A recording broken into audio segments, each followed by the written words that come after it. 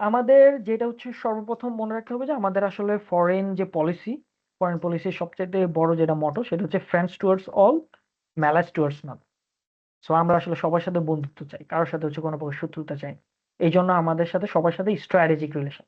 আমাদের সাথে very good relation with China, Japan, Australia, south Korea, as well as we have very good relation with India, Russia, China, sorry, India, Russia এবং হচ্ছে ASEAN countries.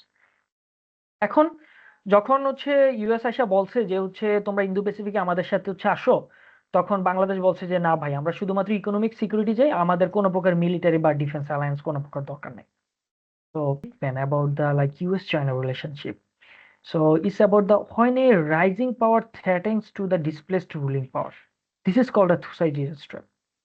মানে আপনার rising পাওয়ার China, আর হচ্ছে already existent পাওয়ার কে আছে, ruling পাওয়ার কে আছে, US. এই যে rising power আসলে থ্রেট করতেছে রুলিং পাওয়ারকে, যে আসলে বা আমরা তো হচ্ছে বড় হয়ে যাচ্ছি, তোমাকে আর সামনে থেকে গুনবো না। সো এই thing. So then US came to the another framework is call the Indo Pacific economic framework, IPF.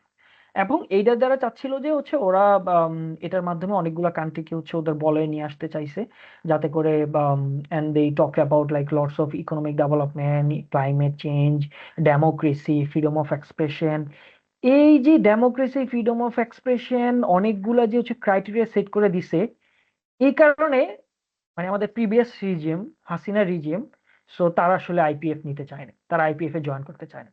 তারা বলছে যে না, আমরা আসলে কোনো প্রকার অ্যালাইনমেন্টে যেতে চাই না, but it was all about যে হচ্ছে avoiding democracy, freedom of expression, corruption index, যে হচ্ছে লিবারেল যে ভ্যালুজ আছে এগুলাতে, যাতে করে হচ্ছে বাংলাদেশ তখন একটা চিপার মধ্যে পড়ে যাবে। সো বাংলাদেশ চায় না যে এটা নেওয়ার জন্য। সো এই জন্য আইপিএফ থেকে বাংলাদেশ উইথড্র করতে চাইছে, মানে জয়েন করে নাই, সাইন। সবাই হচ্ছে মেনে নিবে, এটা আসলে কেউ চাচ্ছে না মেনে নিতে। So this is one of the things, US Indo Pacific strategy. What about the চায়নাস expansion?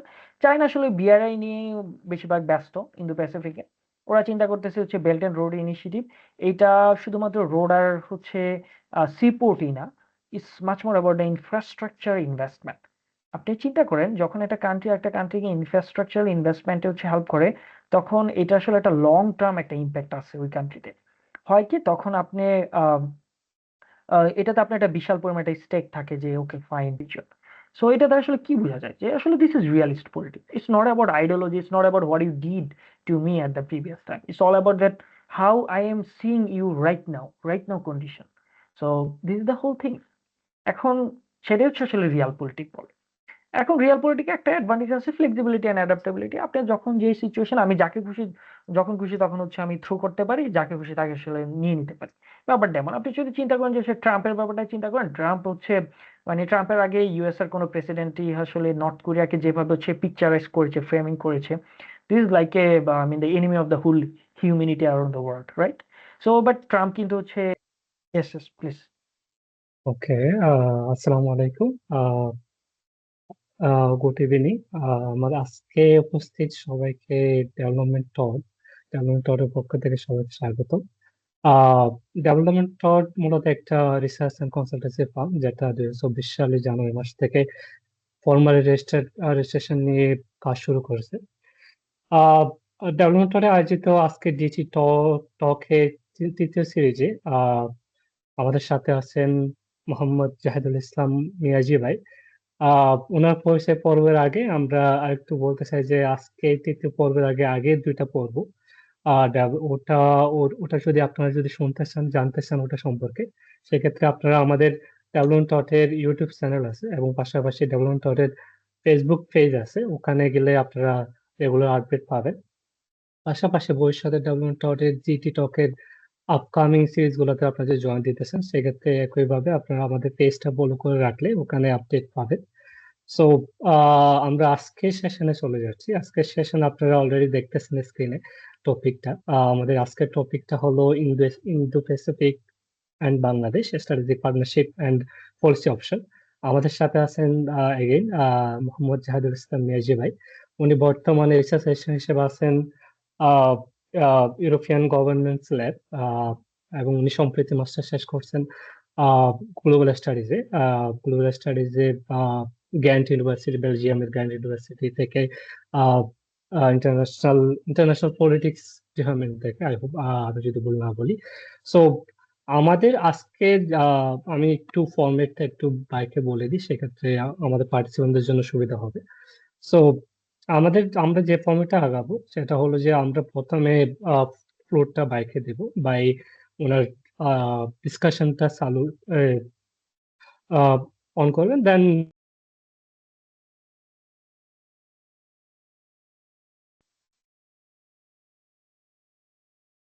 ওনার ডিসকাশনে উনি 1 ঘন্টা বা 40 মিনিট আপ টু জাহিদ ভাই, দেন আমরা কোয়েশ্চেন আনসারে যাব। ইন দ্য মিন টাইম যদি কারো কোয়েশ্চেন থাকে সেক্ষেত্রে, বা কোনো কোয়েরিজ থাকে, সেক্ষেত্রে উনি চ্যাট বক্সে টেস্ট করতে পারেন, অথবা হ্যান্ড রেজ করলে জাহিদ ভাই অপশন দিবেন নাকি। সো আমরা কথা আর না বাড়াতে, জাহিদ ভাই please. Thank you very much. Assalamu alaikum and good evening everyone. First of all, আসলে বাংলাদেশে ইন্টারনেটের অবস্থা সবসময় স্লো অথবা যাওয়া আসার উপর থাকে, as usual the electricity too. যদি আমার মানে কথা বুঝতে সমস্যা হয় ইন্টারনেটের কারণে, লেট মি নো। হ্যাঁ, তাহলে হচ্ছে আমি হয়তো রিপিট করতে পারবো। So is everything okay from my side? মানে হচ্ছে আমাকে দেখা যাচ্ছে, কথা শোনা যাচ্ছে ঠিকঠাক ভাবে?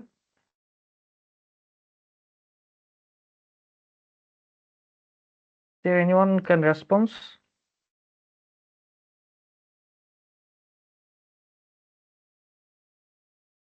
আমাকে কি দেখা যাচ্ছে?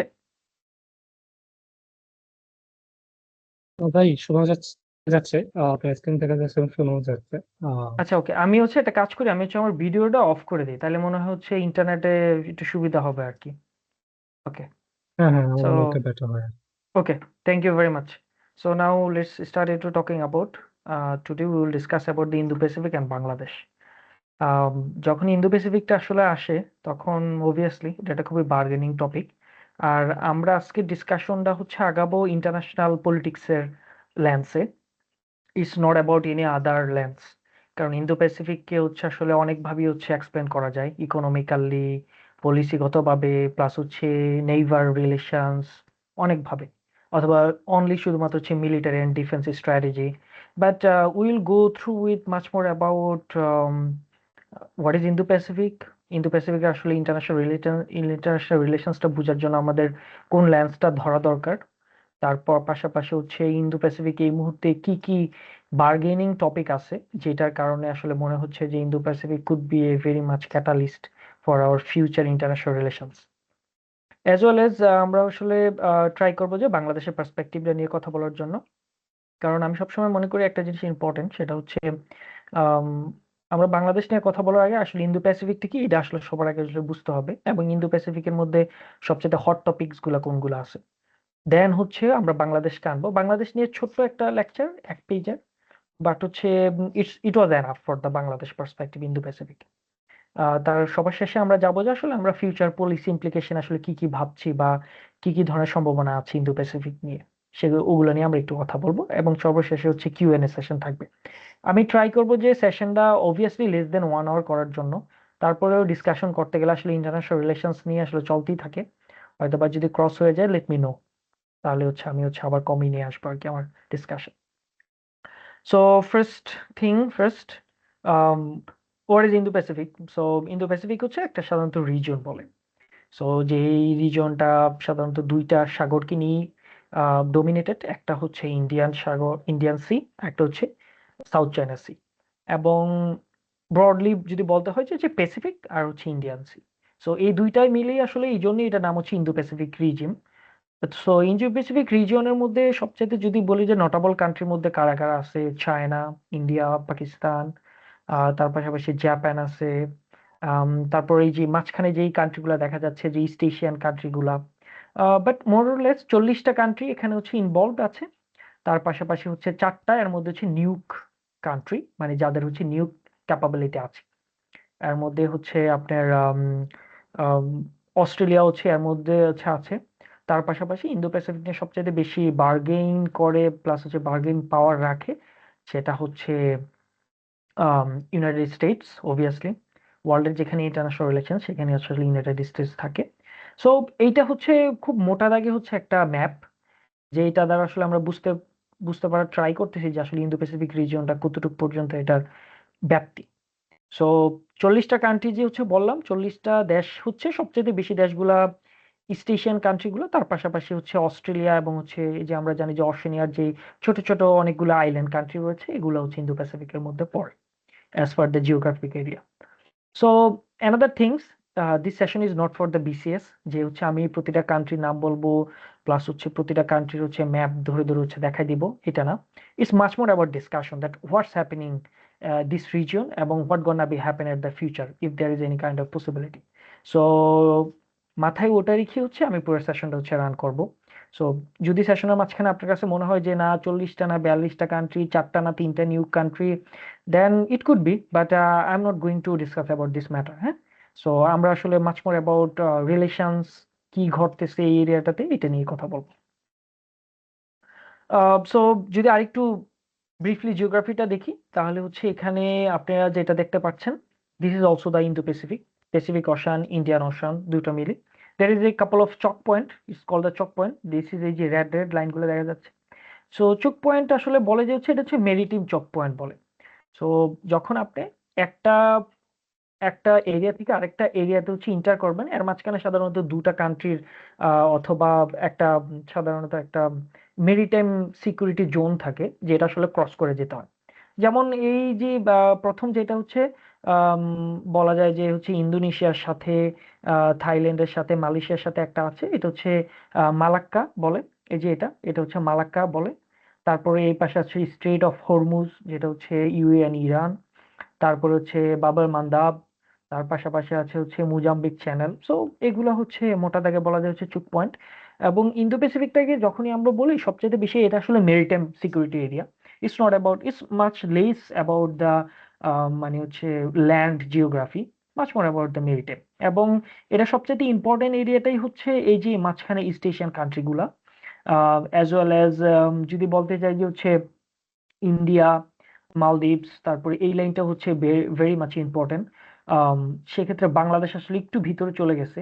এই জন্য দেখা যায় যে এই পাশ দিয়ে যখন এই যে স্ট্রেট অফ মালাক্কা দিয়ে যখন শিপগুলো যায়, তখন এটা এই পাশ দিয়ে হচ্ছে শ্রীলঙ্কা হয়ে তারপরে হচ্ছে এই যে ইন্ডিয়াতে চলে যায়, অথবা শ্রীলঙ্কার এই পাশ দিয়ে ইন্ডিয়াতে যায়। সো এইগুলো হচ্ছে আবার হচ্ছে বাংলাদেশের দিকে যেতে হয় না।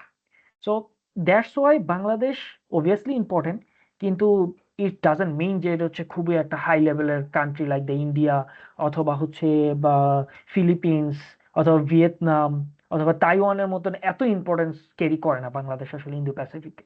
কিন্তু আপনাকে সবার আগে বুঝতে হবে আসলে ইন্দো প্যাসিফিকের আসলে টোটাল জিওগ্রাফিক ম্যাগনিটিউডটা কেমন, বা এটা আসলে কতটুকু পর্যন্ত আমাদের জন্য important. Then we will discuss about the Bangladesh, how can Bangladesh contribute on দেয়ার।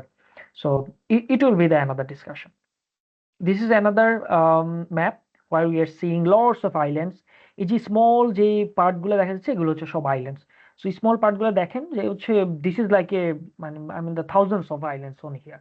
তো এটা বোঝাই যাচ্ছে যে এই মেরিটাইম সিকিউরিটিটা এই ইন্দো প্যাসিফিক রিজিয়নের জন্য কতটুকু ইম্পর্টেন্ট। নেক্সট ওয়ান, এটা আসলে একটা জিওপলিটিক্যাল কম্পিটিশন বোঝার জন্য যে আসলে কে কোন বেল্টের মধ্যে আছে। সো আমরা এই যে বড় বড় যে রেড লাইনগুলো দেখতে পাচ্ছি, এটা হচ্ছে বেল্ট অ্যান্ড রোড ইনিশিয়েটিভ। আমরা মোটামুটি অনেকেই জানি যারা হচ্ছে ইন্টারন্যাশনাল রিলেশনস নিয়ে ইন্টারেস্ট, এবং যখনই চায়না আসে তখনই সবার আগে আসে হচ্ছে বিআরআই, যেটা হচ্ছে বেল্ট অ্যান্ড রোড ইনিশিয়েটিভ। এবং এই যে বিআরআই এর এই পাশ দিয়ে হচ্ছে গেছে হচ্ছে সি লেভেলের রোডটা, আর এই পাশে হচ্ছে যেটা গিয়েছে সেটা হচ্ছে ল্যান্ড বেল্ট অ্যান্ড রোড ইনিশিয়েটিভের বিআরআই। সো তার পাশাপাশি আমরা যদি দেখি যে এখানে অনেকগুলা কান্ট্রি আছে যেগুলা আপনার ব্রিক্স এর country, as well as SCO, যেটাকে আমরা বলি যে হচ্ছে Shanghai corporation, Shanghai security corporation. তারপরে হচ্ছে আম, তারপরে বলা যায় যে বা এখানে ইন্ডিয়ার অনেকগুলা ইন্ডিয়ার অনেক, সরি, এখানে তার পাশাপাশি আছে হচ্ছে ইউএস এর অনেকগুলো স্টেক আছে। আমরা এই যে ইউএস এর যেই লাইনটা দেখতে পাচ্ছি, এখানে হচ্ছে ইউএস এর অনেকগুলা মিলিটারি বেজ আছে, বা ইউএস কিভাবে হচ্ছে এই রিজিয়নটা ডোমিনেট করার ট্রাই করতেছে, ব্যাপারগুলো এমন। তারপর হচ্ছে কোয়াড আছে এখানে, যেখানে হচ্ছে অস্ট্রেলিয়া, তার পাশাপাশি হচ্ছে জাপান হচ্ছে কোয়াডের হচ্ছে মেম্বার, হচ্ছে ইউএস সহ।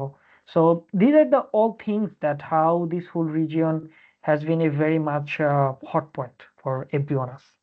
এবং এই জন্যই বলতে হয় যে Indo-Pacific is not only the Chinese things, it's much more about like the everyone's things.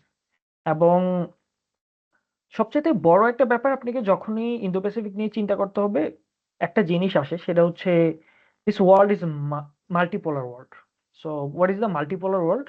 So আপনি যদি চিন্তা করেন যে হচ্ছে বিফোর 1989 যখন হচ্ছে কোল্ড ওয়ার হয় তখন ছিল হচ্ছে বাইপোলার ওয়ার্ল্ড, যেখানে হচ্ছে রাশিয়া আর হচ্ছে ইউএস হচ্ছে ডোমিনেট পাওয়ার ছিল। তারপরে হচ্ছে after cold war it was for the couple of long time it was unipolar. ইউনিপোলারে শুধুমাত্র ইউএস ছিল। তারপরে এখন যে ওয়ার্ল্ড অর্ডারটা চলতেছে সেটা হচ্ছে অনেকটা মাল্টিপোলার ওয়ার্ল্ড, যেখানে হচ্ছে আমাদের অনেকগুলো স্টেক আছে এবং সবাই kind of A super power. যদি খুব মোটা দাগে বলতে হয় যে সুপার পাওয়ারের মধ্যে ইউএস, রাশিয়া, চায়না, তার পাশাপাশি আমরা যদি চিন্তা করি যে হচ্ছে European union at A one time is a kind of A super power. অনেক সময় আমরা সুপার পাওয়ার হিসেবে কিভাবে হচ্ছে ট্রাই করি যে কাউন্ট করার জন্য, there is a lots of way you can count the superpower. Sometimes people think about the how much nuke, economic influence, military influence. যদি এই তিনটা জিনিস tied up হয় so much, then you can say yourself that you are a super power. তার পাশাপাশি এখন আপনি বলতে পারেন যে হচ্ছে রাশিয়ার situation is not that much good. রাশিয়ার ইকোনমি স্টিল নাও হচ্ছে খুবই ব্যাড সিচুয়েশন আছে। রাশিয়ার ইন্টারন্যাশনাল রিলেশনস হচ্ছে নট দ্যাট মাচ গুড। তাইলে রাশিয়া কিভাবে সুপার পাওয়ার হয়? ওই যে বলা আছে না যে হচ্ছে জামদানি শাড়ির মতো আর কি। জামদানি শাড়ি আসলে যেমনই হোক বা যখনই হোক, this is kind of elite figure. So Russia আসলে ওই একবার যে সুপার পাওয়ারে ঢুকে যায় সে আসলে এলিট ফিগারে চলে যায়।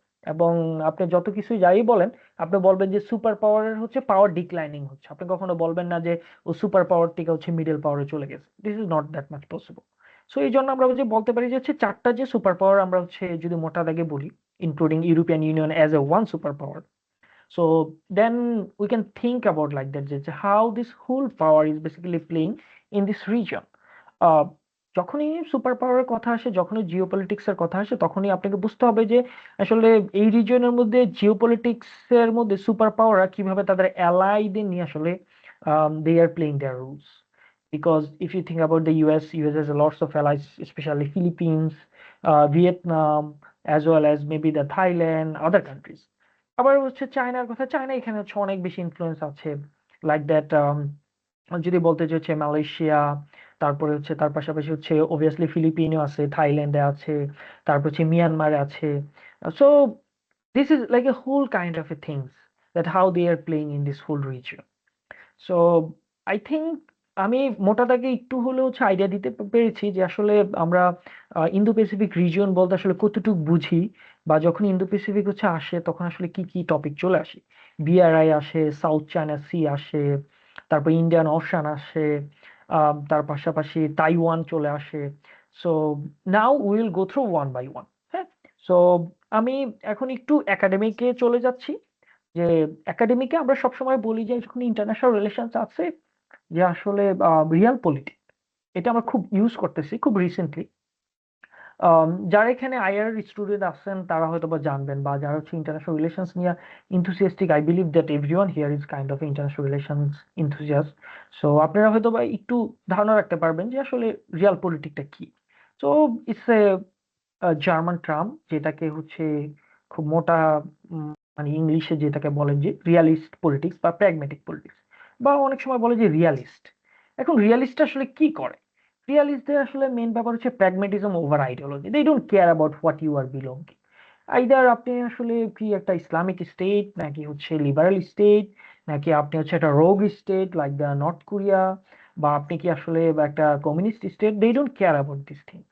They don't care about democracy. They don't care about nothing. They only care about their personal interest or the pragmatic interest.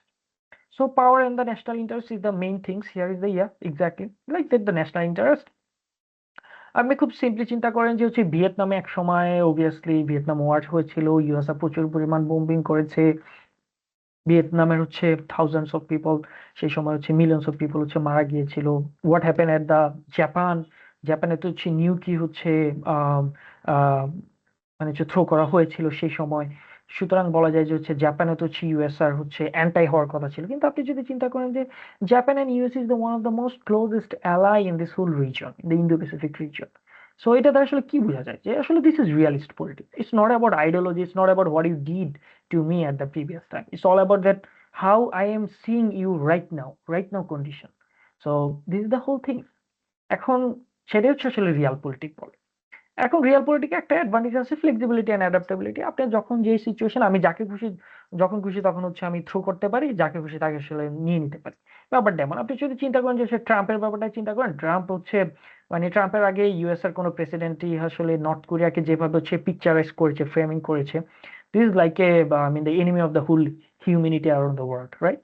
So but Trump কিন্তু হচ্ছে কিম জং উনের সাথে হচ্ছে মিটিং করেছে, এবং হচ্ছে they started a kind of a diplomatic talking, minimum talking point. They are started to speaking, right, each other.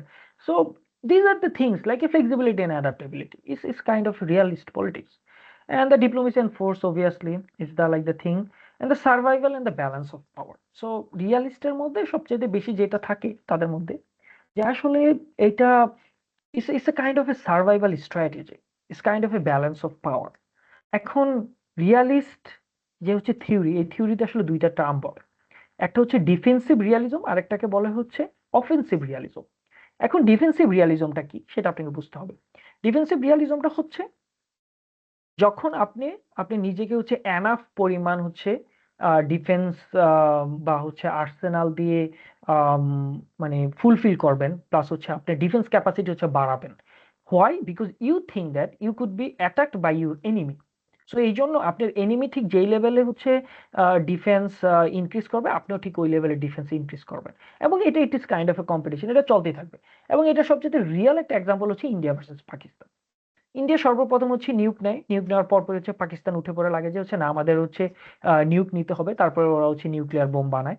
তারপরে same কাহিনী, দুইজনের মাঝে কম্পিটিশন চলতে থাকে কে কত নিউক বানাতে পারবে। তারপর করতে করতে ওরা হচ্ছে একটা কাইন্ড অফ ইকুয়াল পজিশনে আছে। এই যে দেখেন ইন্ডিয়া পাকিস্তান দুইজনের কিন্তু হচ্ছে নিউক্লিয়ার বোম আছে। এই জন্য আসলে একজন আরেকজনের অ্যাটাক করার আগে 10 বার এখন চিন্তা করতে হয়। So this is call the realist politics. এইটার নাম হচ্ছে ডিফেন্সিভ, যেখানে হচ্ছে আমি আমার নিজের ডিফেন্সের জন্য আমি আমার ডিফেন্সকে বাড়াবো। It's not about I am attacking someone. I am basically afraid about my, or I am trying to protect my country, my people, through increasing my defense capability. So this is called the defensive realism. Now, what is the offensive realism? Offensive realism is like whenever I am started to feeling like threatening by my neighbor or anyone, I started to attacking them. Rather than I am feeling like, okay, fine, let's wait, let's see that how things is playing. Rather than attacking, attacking is the kind of a very much last option. But whenever you are thinking, no, আমার আসলে dominance লাগবে, এবং এই dominance-টা not about to increasing my defense capability, but also I think that um, মানে এটা হতে হবে যে হচ্ছে আমি অ্যাটাকের মাধ্যমে, যেটা আমরা যদি বলতে চাই হচ্ছে রাশিয়া ইউক্রেনের অ্যাটাক, ইটস কল দা হচ্ছে অফেন্সিভ রিয়ালিজম। এখন রাশিয়া ইউক্রেনের অ্যাটাকটা আমরা কিভাবে অফেন্সিভ রিয়ালিজমও বলতে পারি? Russia feels like they felt like we are in a basically threatening zone, যেখানে ইউক্রেন যদি ন্যাটোতে যোগ দেয় তাহলে হচ্ছে এটা আমাদের জন্য একটা বিশাল বড় defence failure, and Russia's defence is in a very much threatening situation. So right now we are considering যে হচ্ছে আমাদের এই মুহূর্তে হচ্ছে ইউক্রেনকে অ্যাটাক করতে হবে যাতে করে ইউক্রেন না জয়েন করতে পারে ন্যাটোতে। সো এটা ছিল হচ্ছে মেন ব্যাপার। এখন এই যখন আপনি অ্যাটাকিং এ চলে যাচ্ছেন, দিস ইজ কল দা হচ্ছে অফেন্সিভ রিয়ালিজম। এখন why I am telling you that real politics of the offensive and defensive realism. If you think about the around the world scenario, it's all about realist politics.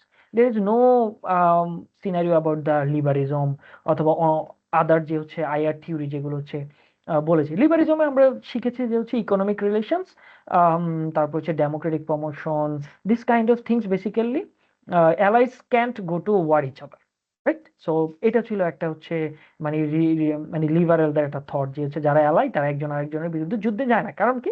তাদের আসলে economic interest আছে একজন আরেকজনের সাথে, এই জন্য।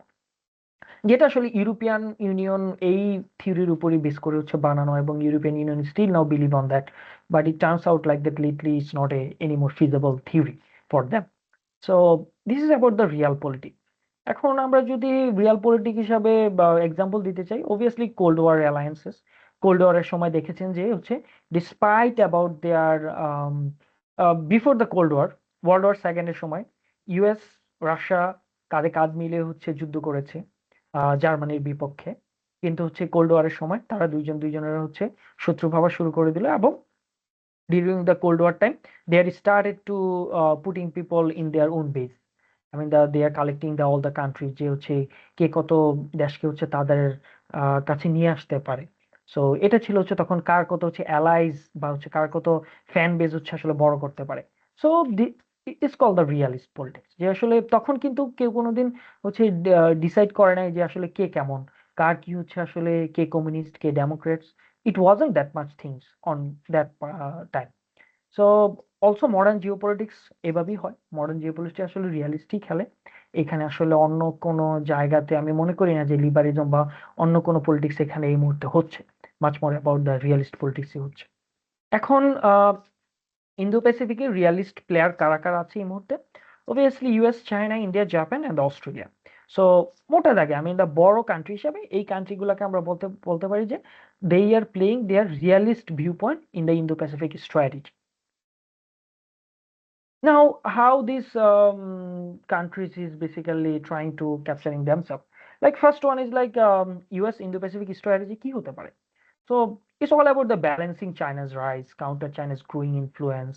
তারপর হচ্ছে military and economic ties through the Quad, AUKUS, engaging pragmatically with China on trade and the climate issue. So US এর মেইন খেলা হচ্ছে এখানে একটা জিনিসই যে চায়না যে এই যে চায়নার একটা স্ট্রাইকিং রাইজ, এটাকে কিভাবে আসলে স্টপ করা যায়, বা কিভাবে হচ্ছে ওরা ওদের মধ্যে আসলে অ্যালায়েন্স করে চায়নাকে আসলে আরেকটু মানে সাইড লাইনে ফালানো যায়। প্লাস হচ্ছে চায়নার সাথে ট্রেড ঠিক থাকবে, কিন্তু চায়নার ট্রেডটা আসলে কতটুকু পরিমাণ হচ্ছে আর বাড়তে দেওয়া যাবে না। এই জন্য হয়তো বা আপনারা দেখবেন যে রিসেন্টলি অনেক ট্যারিফ দেওয়া হয়েছে, আর্লিয়ার হচ্ছে চিপ চিপ ব্যান করা হয়েছে, স্যাংশন দেওয়া হয়েছে চায়নাকে, যে চায়না হচ্ছে আর কোনো অ্যাডভান্স টেকনোলজি হচ্ছে চিপ ইউজ করতে পারবে না। এগুলো all about the US strategy, যে আসলে আরেকটা কান্ট্রিকে আসলে উঠতে দেওয়া যাবে না। চায়নাকে একটা China already super power obviously undoubtedly, but still মানে চায়নাকে একটা প্রুভেন সুপার পাওয়ার হিসাবে মানে আপহোল্ড করবে। প্লাস হচ্ছে এটা আসলে সবাই হচ্ছে মেনে নিবে, এটা আসলে কেউ চাচ্ছে না মেনে নিতে। So this is one of the things US Indo Pacific strategy. What about the চায়নাস expansion? China আসলে বিআরআই নিয়ে বেশিরভাগ ব্যস্ত ইন্দো প্যাসিফিকে। ওরা চিন্তা করতেছে হচ্ছে বেল্ট অ্যান্ড রোড ইনিশিয়েটিভ। এইটা শুধুমাত্র রোড আর হচ্ছে সিপোর্টই না, it's much more about the infrastructure investment. আপনি চিন্তা করেন যখন একটা কান্ট্রি একটা কান্ট্রিকে ইনফ্রাস্ট্রাকচার ইনভেস্টমেন্টে হচ্ছে হেল্প করে, তখন এটা আসলে একটা লং টার্ম একটা ইম্প্যাক্ট আছে ওই কান্ট্রিতে।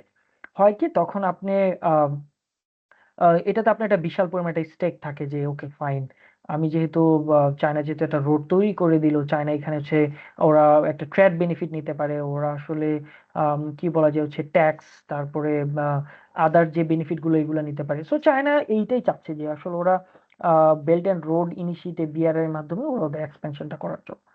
তারপর হচ্ছে চায়নার আরেকটা ইম্পর্টেন্ট ফ্যাক্টর, সেটা হচ্ছে militarisation of the South China Sea. China চাচ্ছে যে হচ্ছে সাউথ চায়না সিতে অনেকগুলা হচ্ছে বা মিলিটারি চেকপোস্ট বা হচ্ছে আমরা কি বলি যে হচ্ছে মিলিটারি বেস তৈরি করার জন্য, যাতে করে ওরা ফিলিপিন্স, তারপরে থাইল্যান্ড, ভিয়েতনাম, ইন্দোনেশিয়া এই কান্ট্রিগুলোকে আসলে ট্যাকল করতে পারে। সো এই জন্য চায়না অলরেডি সাউথ চায়না সিতে এটা নিয়ে কাইন্ড অফ এ ডেইলি মানে ডেইলি কনফ্লিক্ট হয়। ইস kind of a things. South China সিতে এখন মানে আপনার হচ্ছে ট্রেড জাহাজের চাইতে মিলিটারি বোট বেশি। তারপর হচ্ছে দেখা যায় যে হচ্ছে ফিশিং বোটের চাইতে মিলিটারি বোট বেশি, মানে এমন অবস্থা হচ্ছে। South China Sea is a now totally is a kind of a map situation. China চাচ্ছে যে ওরা পুরোটাই হচ্ছে ওদেরকে ওদের নিয়ে নিতে, কিন্তু according to the laws you can take the whole things. I mean like so this is the like the full politics. We'll discuss about the South China Sea at the latter. So what's about the India's stack? Indiaও চাচ্ছে যে balancing act, strategic ties with both US and Russia while engaging with China through BRICS and SCO. So US basically much more closer to the Russia nowadays.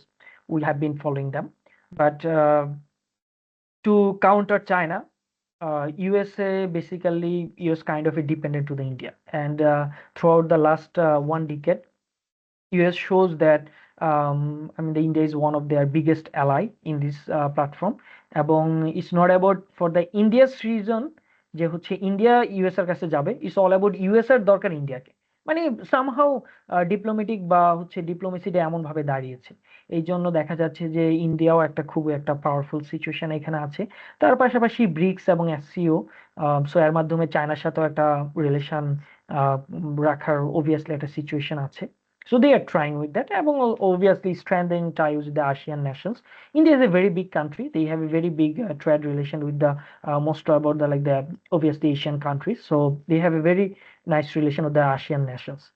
এরপর হচ্ছে increased naval presence. Obviously Indian Ocean, Bay of Bengal, they are trying to increasing their naval presence. এরপর হচ্ছে quad এর মাধ্যমে তারা তো হচ্ছে maybe কিছুদিন আগে হচ্ছে তাদের জাপানে হচ্ছে naval exercise ছিল. So it's showing that how India is trying to balancing the whole act. They are basically trying to make a good relation with everyone, but in a much more superior way, not about like the any other. So then what's about the Japan's pragmatic security policy?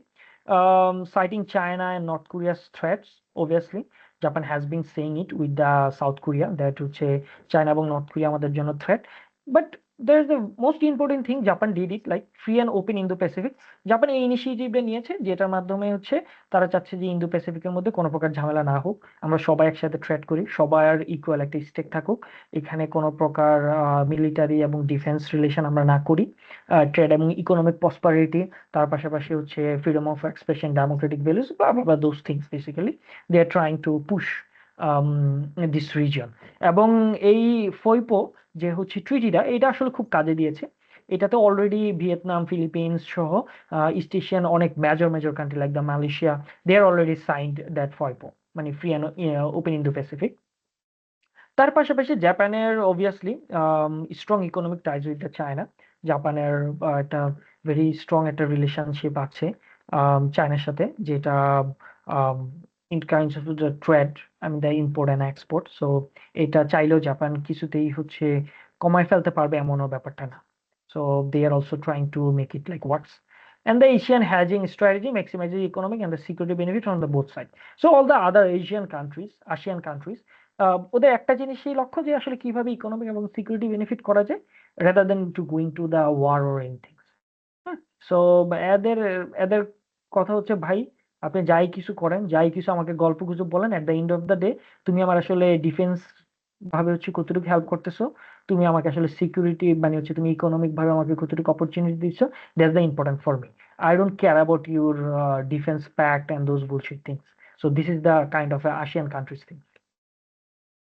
And yeah, there's the in terms of the real politics হিসাবে ওরা আসলে বিভিন্ন কান্ট্রিগুলো, specially Indo প্যাসিফিকের major কান্ট্রিগুলো আসলে কিভাবে দেখছে, এটাই আসলে বললাম। Now let's talk about the Taiwan. It's one of the very big bargaining chip in this Indo-Pacific region. এবং যদি তাইওয়ানের কথা বলতে চাই, little bit of the history, তাইওয়ানটার ব্যাপারটা এমন ছিল, প্রথমে তাইওয়ান ফ্রি ছিল, তারপরে তাইওয়ানকে একুয়ার করলো হচ্ছে নেদারল্যান্ড, নেদারল্যান্ড থেকে তাইওয়ানকে একুয়ার করলো হচ্ছে চায়না, চায়না থেকে তারপরে হচ্ছে জাপান হচ্ছে একুয়ার করলো, তারপরে জাপান থেকে হচ্ছে আফটার ওয়ার্ল্ড ওয়ার সেকেন্ড তারপরে হচ্ছে আবার চায়নার কাছে চলে গেল, চায়নার কাছে চলে যাওয়ার পরে চায়নার মধ্যেই হচ্ছে যে কি বলা যায় সিভিল ওয়ার হলো, যেখানে হচ্ছে কমিউনিস্ট পার্টি ভার্সেস হচ্ছে ন্যাশনালিস্ট পার্টি, সিভিল ওয়ারের মাধ্যমে হচ্ছে কমিউনিস্ট পার্টি জিতে গেল, তখন এই ন্যাশনালিস্ট পার্টিটা হচ্ছে তখন তাইওয়ানে চলে গেল।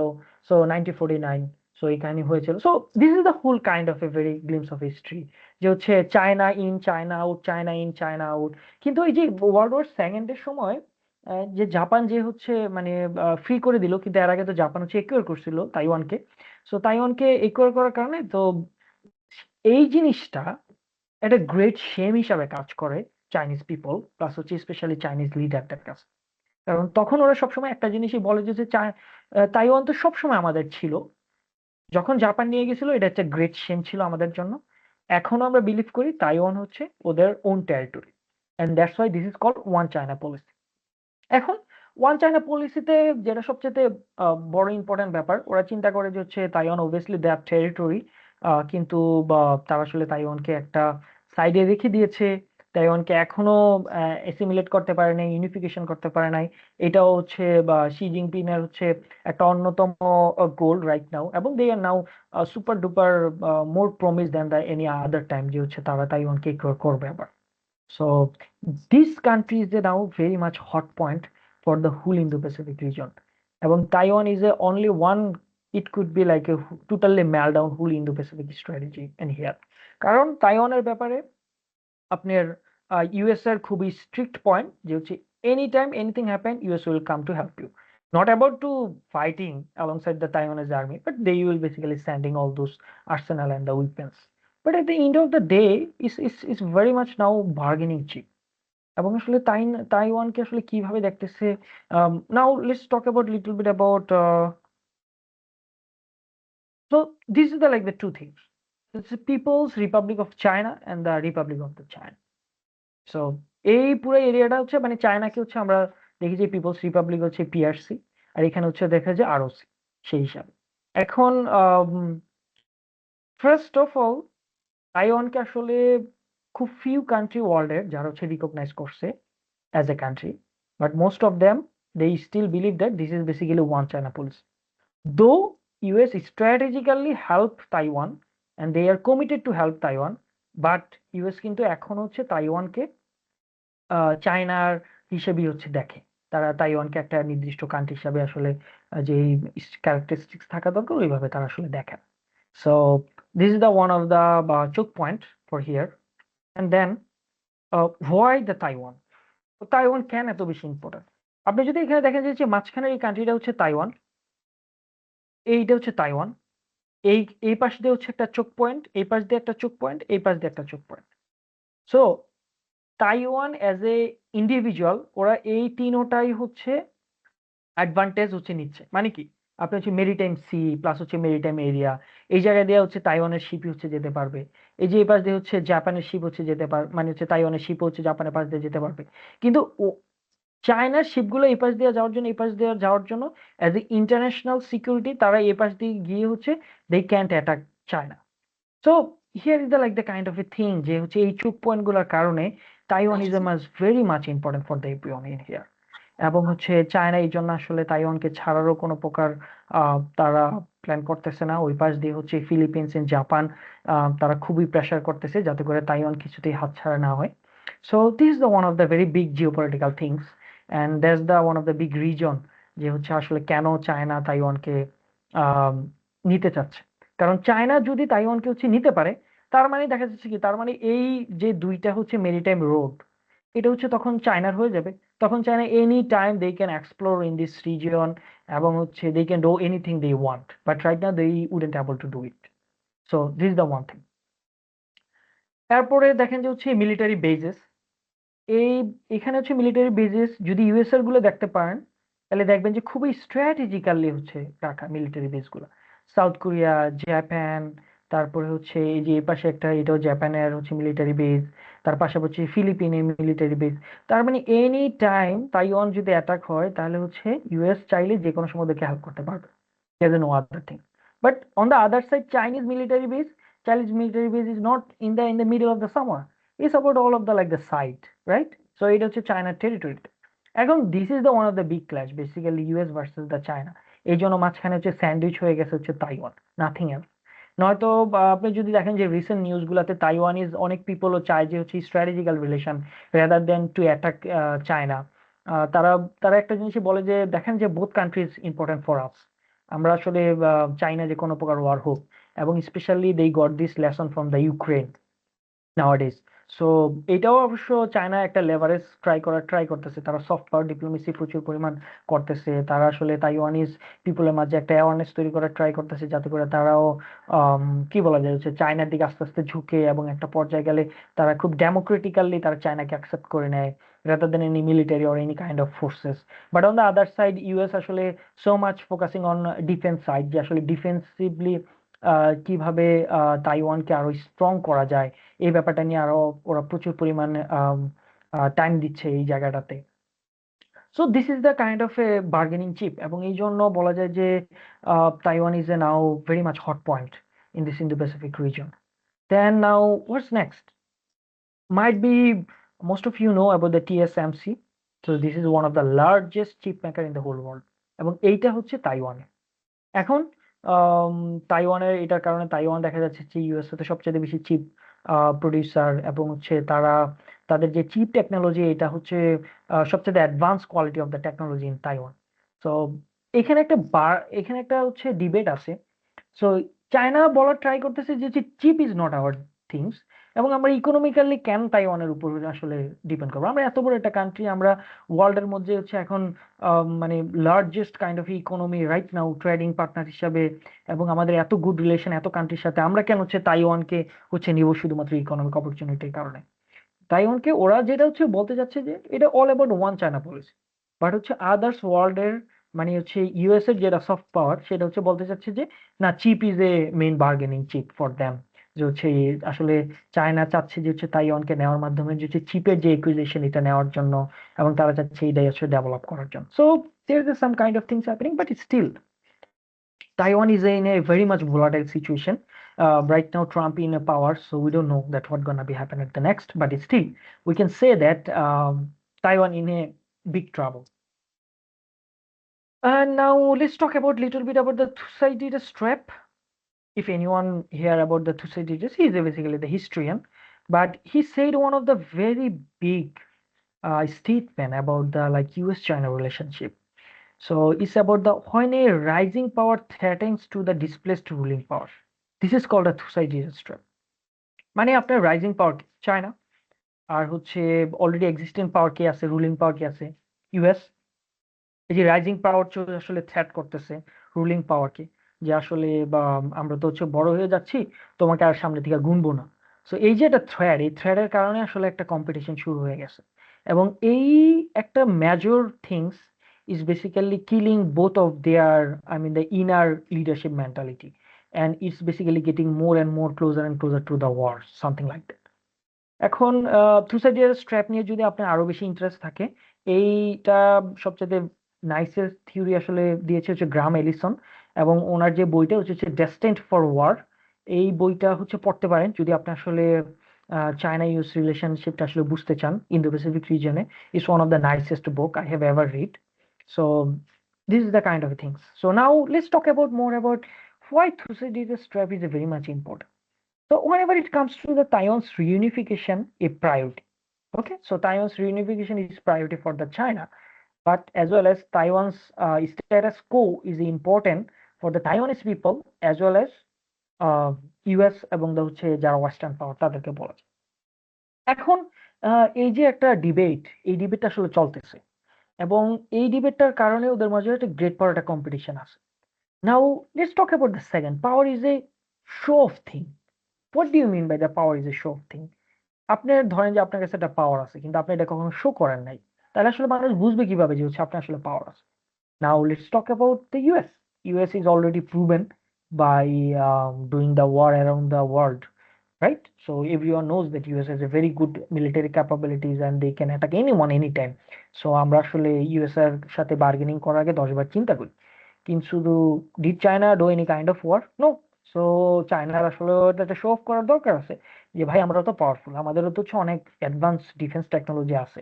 সো চায়নাও আসলে খুঁজতেছে যে হচ্ছে কোনো একটা ওয়াই যদি হয়ে যায় যে হচ্ছে they are getting to the war, they will show the world that look, we have also the advanced military technology. So these two things is basically boiling up both of their sense, এবং এইটার কারণে আসলে একটা war হওয়ার যে chance আছে সেটাও বলা যায়, আবার না হওয়ার যে আছে সেটাও বলা যায়। But we will discuss at the very last slide of our যে হচ্ছে আসলে পলিসি ইমপ্লিকেশনে কি হতে পারে। But just think about like this is like this we call it like the Thucydides trap, যেখানে রাইজিং পাওয়ার আসলে থ্রেটেনিং করতেছে আসলে এক্সিস্টিং পাওয়ারকে। So now let's talk about little bit about the South China Sea, because this is one of the important factor. আমরা এই যে left right সাইডে যেই ম্যাপটা দেখতে পাচ্ছি এটা হচ্ছে সাউথ চায়না সি, এবং যেই দাগগুলো দেখতে পাচ্ছি এটা হচ্ছে কার কতটুক কি বলা যায় যে হচ্ছে কে কতটুক পাবে, কিন্তু কে কতটুকু হচ্ছে দখল করে রাখছে। আপনি যে রেডের যে বিশাল লাইনটা দেখতেছেন এটা আসলে China, China and Taiwan according to the I mean the their own philosophy. why this South China Sea is so much important? এটা হচ্ছে অন্যতম একটা হচ্ছে ট্রেডিং রোড এটাকে বলা হয়, এবং এই ট্রেডিং রুটটা আসলে in between Taiwan, Philippines, Indonesia, Vietnam, Thailand, Cambodia and Malaysia, this country. এবং হচ্ছে more than 60% of the global maritime trade আসলে এই রুটটা দিয়ে হয়। তার মানে তো আপনি বুঝতে পারতেছেন যে আসলে এটা কতটুক important for the every country, যে হচ্ছে ওদের ট্রেডিং গুলো ঠিকঠাক ভাবে হচ্ছে কিনা এটা দেখার জন্য। এবং অন্য কেউ যদি এখানে প্রেজেন্স থাকে তাহলে ওদের ট্রেডিং যে শিপ গুলো এগুলো যাওয়া আসার ক্ষেত্রে হচ্ছে বাধাগ্রস্ত হয়। সো এই জন্য there is always conflict is happening over there. তারপর হচ্ছে 22% of the total global trade basically happening and there, and 1/3 of the global shipping. তারপর হচ্ছে চায়নার 40%, আর হচ্ছে 1/3 for the India, and 20% for the Japan trade. So it means যে হচ্ছে South China Sea is so much important in times of the trading. এখন আপনি যদি হচ্ছে লেফট সাইডের যে ম্যাপটা দেখেন, এটাতে আসলে কে কতটুকু ল্যান্ড পাবে according to their geographical location in the South China Sea, যেটা হচ্ছে আপনার নিয়ম ইন্টারন্যাশনালি, যে আপনার কান্ট্রির যে ল্যান্ড বর্ডার থাকবে, ল্যান্ড বর্ডার থেকে 12 নটিক্যাল মাইল হচ্ছে আপনি, এটা হচ্ছে আপনার নিজস্ব মানে সি, কি বলা যায়, সি, মানে সি আয়তন, মানে হচ্ছে সি, সি বর্ডার আপনার, মানে হচ্ছে আপনার ল্যান্ড থেকে হচ্ছে 12 নটিক্যাল মাইল। ইন্টারনাল আর সি, হচ্ছে ইন্টারনাল সি, হ্যাঁ। হ্যাঁ, এখন হচ্ছে আর তার থেকে হচ্ছে আপনার ওই 12 থেকে হচ্ছে 200 পর্যন্ত, এটা হচ্ছে আপনার ইইপিজি বলে, যেটা হচ্ছে আপনার ইকোনমিক, এক্সক্লুসিভ ইকোনমিক জোন বলা হয়। এই 2200 নটিক্যাল মাইলের মধ্যে হচ্ছে আপনি মানে শিপিং, মাছ ধরতে পারবেন। আপনি চাইলে ওইখানে কোনো যদি হচ্ছে আর্টিফিশিয়াল কোনো আইল্যান্ড তৈরি করতে পারেন তাহলে ওগুলা করতে পারবেন।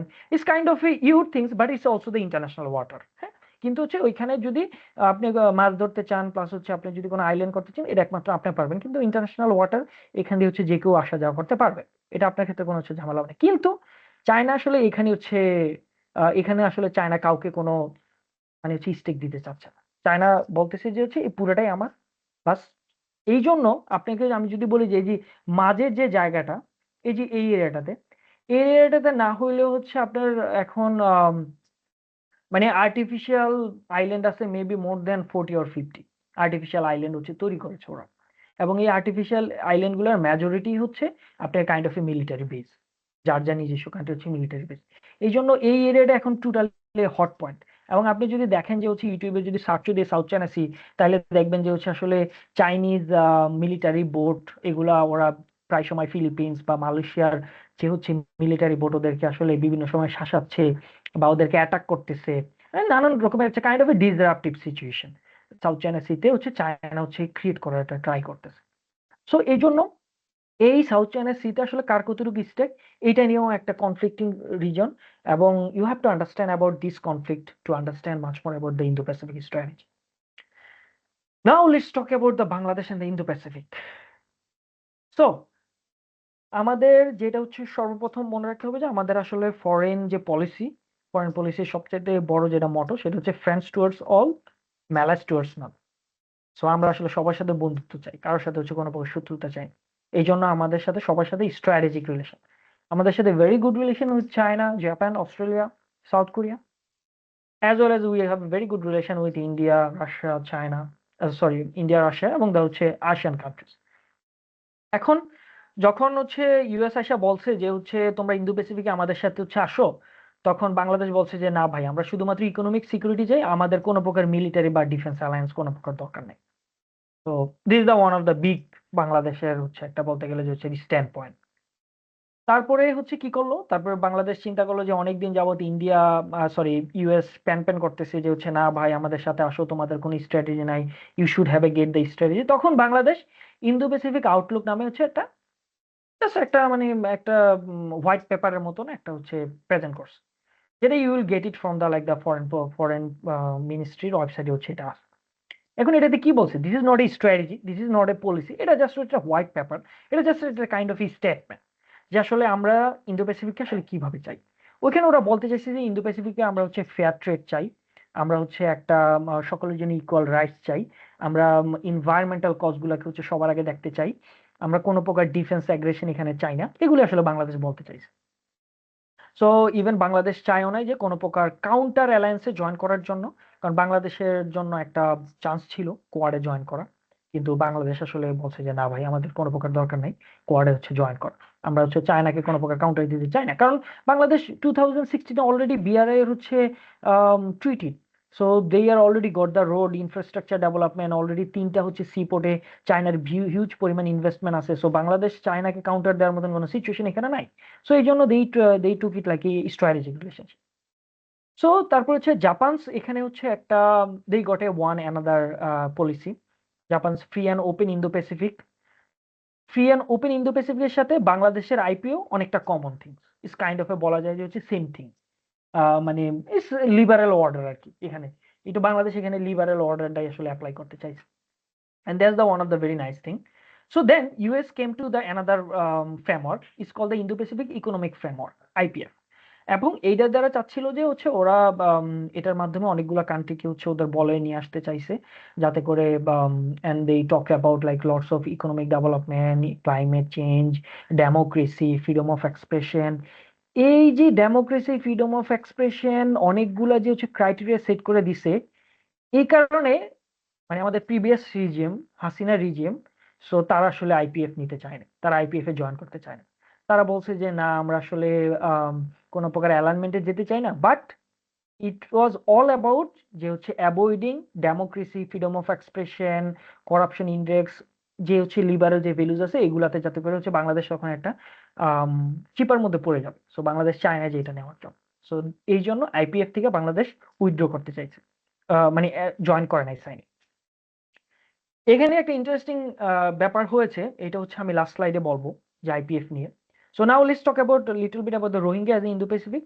সো রোহিঙ্গার ইস্যুটাকে বাংলাদেশ অলওয়েজ চাইছে যে হচ্ছে এটা একটা ইন্দো প্যাসিফিক প্রবলেম, এবং এটা আসলে ইন্দো প্যাসিফিক স্ট্র্যাটেজির মধ্যে হচ্ছে রাখা দরকার, এবং ওইভাবে এটাকে আসলে ডিল করতে হবে। সো এটা হচ্ছে বাংলাদেশের মোটা দাগে যদি বলতে হয় যে বাংলাদেশ আসলে Indo Pacific stand. Now let's talk about little bit about the Saint Martin, right? So যখনই সেন্ট মার্টিন নিয়ে আমরা আসলে অনেক কিছু শুনতেছি যে হচ্ছে ইউএস নিতে চাইছে, চায়না নিতে চাইছে, ইউএস এর হচ্ছে দেয় নাই দেখে হচ্ছে ডিরেক্ট হচ্ছে হাসিনারি হচ্ছে ভাগাই দিছে বাংলাদেশ থেকে। So there is a lots of things like happen, but is it really things? Yeah, this is the thing, to be honest, because San Martin is a very strategical location.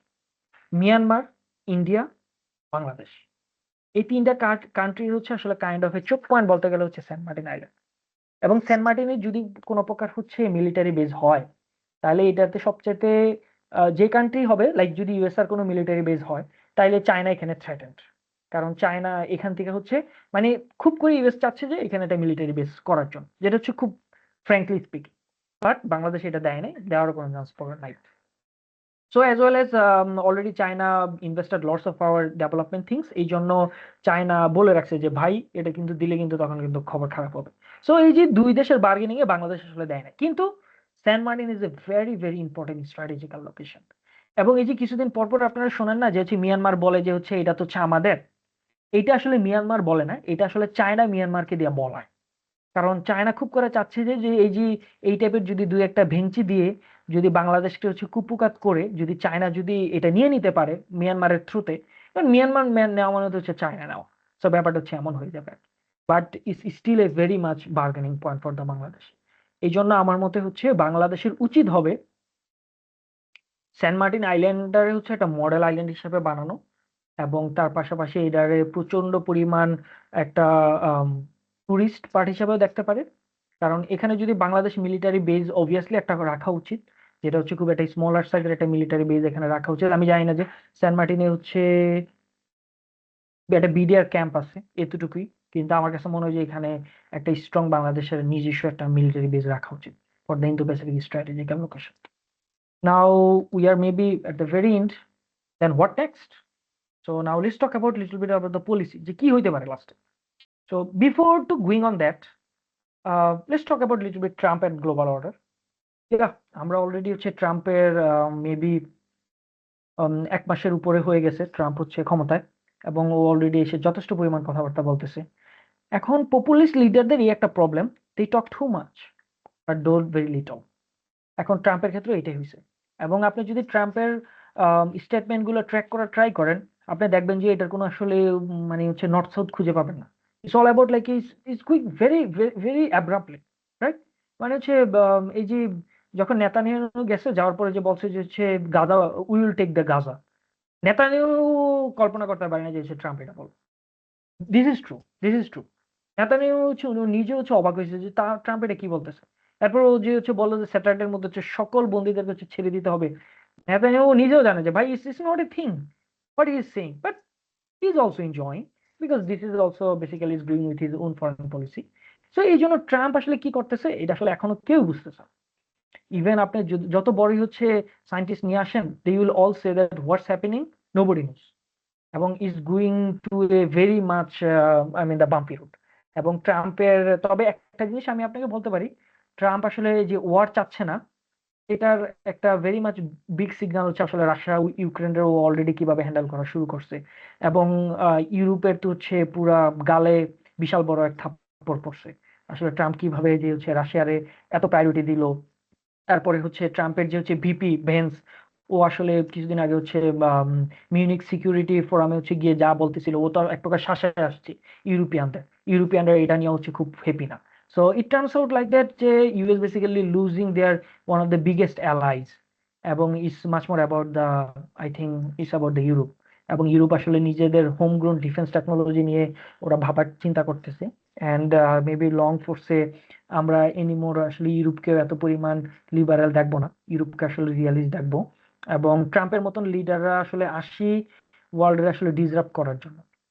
ওরা আসলে ওয়ার্ল্ডের কোনো প্রকার solution কিছু করতে পারে না, এটা হচ্ছে খুব truly. And Trump will be very big pain in the ass for us, trust me, he will be very big pain in the ass. এবং হচ্ছে গতবার হচ্ছে ট্রাম্প ক্ষমতায় ছিল কিন্তু ট্রাম্প এত কিছু তো করতে পারে নাই, কিন্তু এবার আসে কেন এত very big big changes happening, because he has a now his kind of A bodyguard, Elon Musk. And Elon is like a very big point here. I'm not afraid about the Trump. I'm afraid about the Elon because he is not a politician. He's not a governance. He doesn't have any kind of experience about how world works. He's basically going and taking from here to there, and he's trying to make some kind of disruption, but he's not going anywhere. এবং US lodge and regulation যদি ইলনকে হচ্ছে না রাখতে পারে, মানে না stop করতে পারে, then US will not only declining power, they will threshold after the 5 years, and nobody will count US anymore after the 5 years of the Trump's regime. So this is one of the very big point. And World War III, is there any kind of position? No, there's not that much chance. Why? Nuke. Let's see one of the slide. Uh, Here, this this is basically one of the very biggest war happened, like the 16 war. এবং এটা আসলে Graham Ellison হচ্ছে বানাইছে। ও আসলে দেখানোর try করছে যে আসলে যখন ওই যে যখনই ওই যে আমরা বলতেছিলাম না থুসিডিটেড স্ট্র্যাপ, যে হচ্ছে রাইজিং পাওয়ার কিভাবে হচ্ছে এক্সিস্টেন্ট পাওয়ার আসলে থ্রেট করে। আপনি যদি দেখেন এই যে রাইজিং পাওয়ার প্লাস হচ্ছে এই যে রাইজিং পাওয়ার আর হচ্ছে এক্সিস্টিং পাওয়ার, সরি রুলিং পাওয়ার, আসলে একজন আরেকজনের সাথে কয়টা ওয়ার হয়েছে? অনেকগুলো ওয়ার হয়েছে, রাইট? কিন্তু US and the UK war হয় নাই। আপনি যদি চিন্তা করেন এই যে জাপান এন্ড দ্য ইউএস এই ওয়ারটা হয়েছিল, কেউ কি হচ্ছে মনে করতে পারবেন এই ওয়ারের হচ্ছে কনক্লুশন কি হয়েছিল? Is there anyone can say something about the why this, how this war ended up? এটা আসলে নিউক্লিয়ার বোমের মাধ্যমে আসলে শেষ হয়েছে। এবং after that you see there is no war happen between the super power. কেন হয় নাই? কারণ এখন সবার কাছে ভাই নিউক্লিয়ার বোম আছে। আজকে ইউএস মারবো 2টা, কালকে রাশিয়া মারবো 3টা। সো আর যদি একবার যদি নিউক্লিয়ার বোম ছাড়াছাড়ি শুরু করে তাহলে ওয়ার মানে পুরো world will be vanished. They know these things and they don't want to fight each other, that's why. কিন্তু ওয়ার তো চালাই যেতে হবে somehow, যেভাবে না যেভাবে। That's why they are doing now proxy war. So now how is happening proxy war? Proxy war happened in the Ukraine কিছুদিন আগে, যে হচ্ছে ওয়েস্ট ভার্সেস রাশিয়াস পাওয়ার স্ট্রাগলের মধ্যে। এই যে একটা মানে একটা ঘুমুট সিচুয়েশন ছিল কোল্ড ওয়ারের পরে, এই যে রাশিয়ার একটা ব্যাপার যে হচ্ছে একটা পরাজিত শক্তি হিসেবে ছিল কোল্ড ওয়ারের পরে রাশিয়া। রাশিয়া ইউক্রেনের মাধ্যমে রাশিয়া বেসিক্যালি একটা বিজিত শক্তি হিসাবে হচ্ছে এখন রাইজ আপ হচ্ছে।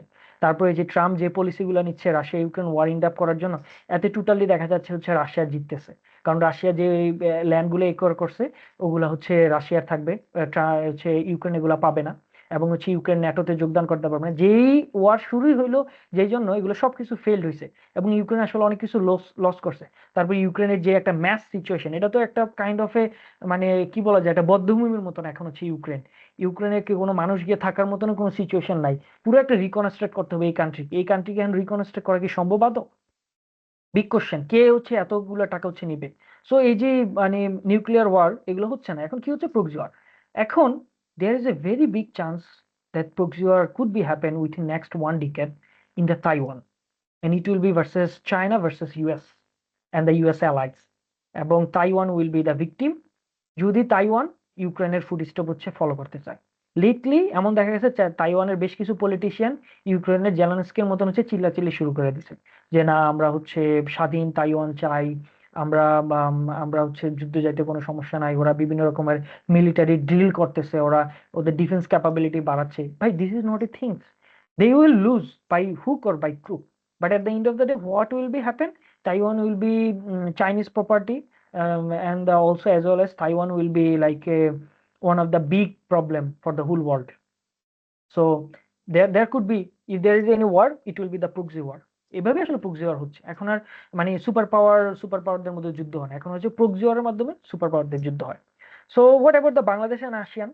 তো Bangladesh, there is a very high chance যে বাংলাদেশ আসলে এশিয়ান কান্ট্রিগুলোর দিকে আসলে প্রচুর পরিমাণ ঝুঁকবে, এবং if there is any chance to join at the ASEAN forum, so it would be one of the catalysts for the Bangladesh for the Indo-Pacific strategy, and Bangladesh should take this opportunity if there is any chance to take care of the ASEAN, because ASEAN countryগুলো এখন economically এত broom এবং their trading relation is very nice and they are basically helping each other to develop, এটা বাংলাদেশের জন্য খুব পরিমাণ দরকার। So Bangladesh could take this opportunity.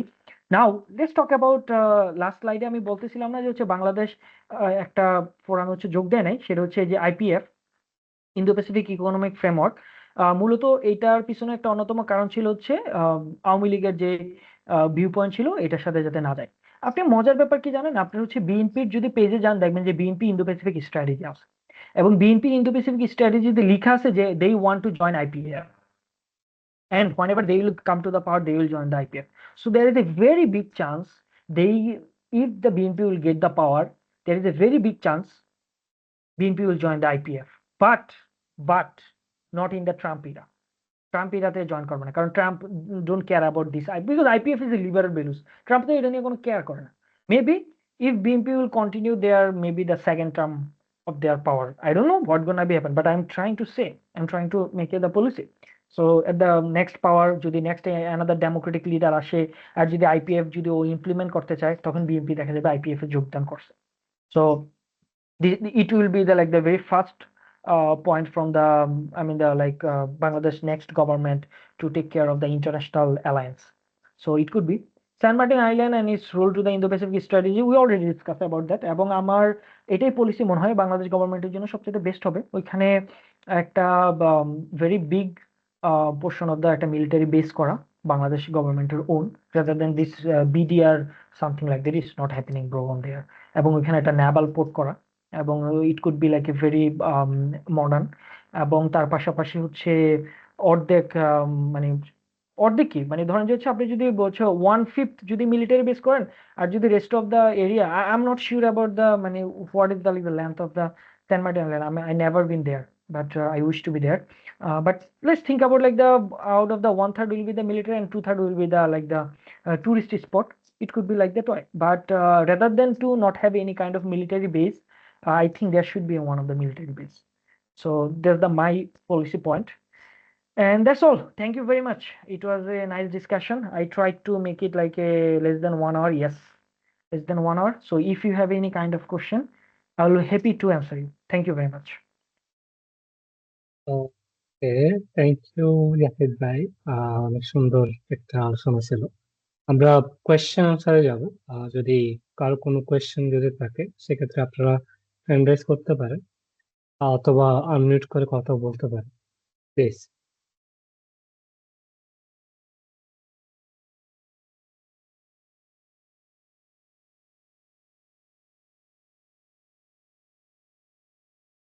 বাকিদের কোয়েশ্চেন যাওয়ার আগে আচ্ছা একজন question, Faisal Mahmud, please.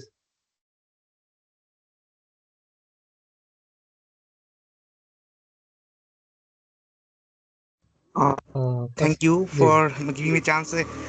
It is an amazing session. I have learned a huge things. My question is that there is in Indo-Pacific strategy of the USA, and what can be the prospect of Quad at present, especially after the re-emergence of Trump or Trump 2, and what can be the prospect of Quad? That's my question. Thank you. দেখেন কোয়াডের যে ব্যাপারটা সেটা হচ্ছে এটা একটা liberal value থেকে আসলে উঠে আসছে। ট্রাম্প এই মুহূর্তে ওর যেই ব্যাপারটা সেটা হচ্ছে they are not that much caring about like that what's happening over here. He is much more caring about to bullying to the other people. So যখন একটা ওয়ার্ল্ড লিডার বুলি করা শুরু করে আদার্সদের, তখন এই ধরনের যে মিলিটারি ট্রিটিগুলো আছে এগুলো আসলে একটা স্ট্যাটাস কো পর্যায়ে চলে যায়। এবং আপনি যদি চিন্তা করেন যে হচ্ছে ইউএসএ এর আসলে ফরেন পলিসি যেই আসতেছে যেই যাচ্ছে, USA foreign policy is like A same, USA view point is a same. কারণ ওদের ফরেন পলিসির ক্ষেত্রে ওরা সবাই একমত, কারণ এখানে ইউএস এর ইন্টারেস্টটা কি। এখন ট্রাম্পের যে ভিউ পয়েন্টটা সেটা হচ্ছে কোয়াড চলতে থাকবে, এবং হয়তোবা কোয়াডে আগের মতো অ্যাক্টিভিটিস একটু কম থাকবে, বাট কোয়াডের ইয়ারলি মিটিং এটা হবে অবভিয়াসলি, কারণ এটা হচ্ছে অন্যতম একটা কি পয়েন্ট। বাট কয়টা মিটিং এর মধ্যে আসলে ট্রাম্প প্রেজেন্ট থাকে এটা হচ্ছে একটা মেজর কোশ্চেন। কিন্তু ট্রাম্প যেহেতু হচ্ছে ট্রাম্প কিন্তু চায়নার যে অপোজিট করতেছে এটা কিন্তু all about trade, it's not about any kind of defence thing. ট্রাম্পের কোনো কেয়ার নাই তাইওয়ানের ব্যাপারে। তাইওয়ান যদি আজকে অ্যাটাকও করে, ট্রাম্প হচ্ছে মেবি ট্রাম্প বলবে যে কিছু হেল্প করো, কিন্তু হচ্ছে ট্রাম্প নট দ্যাট মাচ, কারণ ইউএস অলরেডি অ্যালাইন যে হচ্ছে তাইওয়ানের হেল্প করার ব্যাপারে, মানে I mean the committed promised and everything. তো in that regards it could be happen on like that. But আমার কাছে মনে হয় না যে হচ্ছে কোয়াড অকাস এগুলো হচ্ছে ওই লেভেলের, যে লেভেলের আগে হচ্ছে আপনার রিভাইভাল ছিল ওই লেভেলের রিভাইভাল থাকবে এখনো। জি, থ্যাংক ইউ। Thank you. আর কারো যদি কোনো কোয়েশ্চেন থাকে প্লিজ হ্যান্ড রেজ করতে পারেন অথবা আনমিউট করে করতে পারবেন। আচ্ছা, আমি একটু মন্তব্য করি তাহলে। জি জি জি প্লিজ। আচ্ছা, ধন্যবাদ জনাব জাহিদুল ইসলাম, আপনার প্রেজেন্টেশনটা আসলে আজকে অত্যন্ত সুন্দর হয়েছে।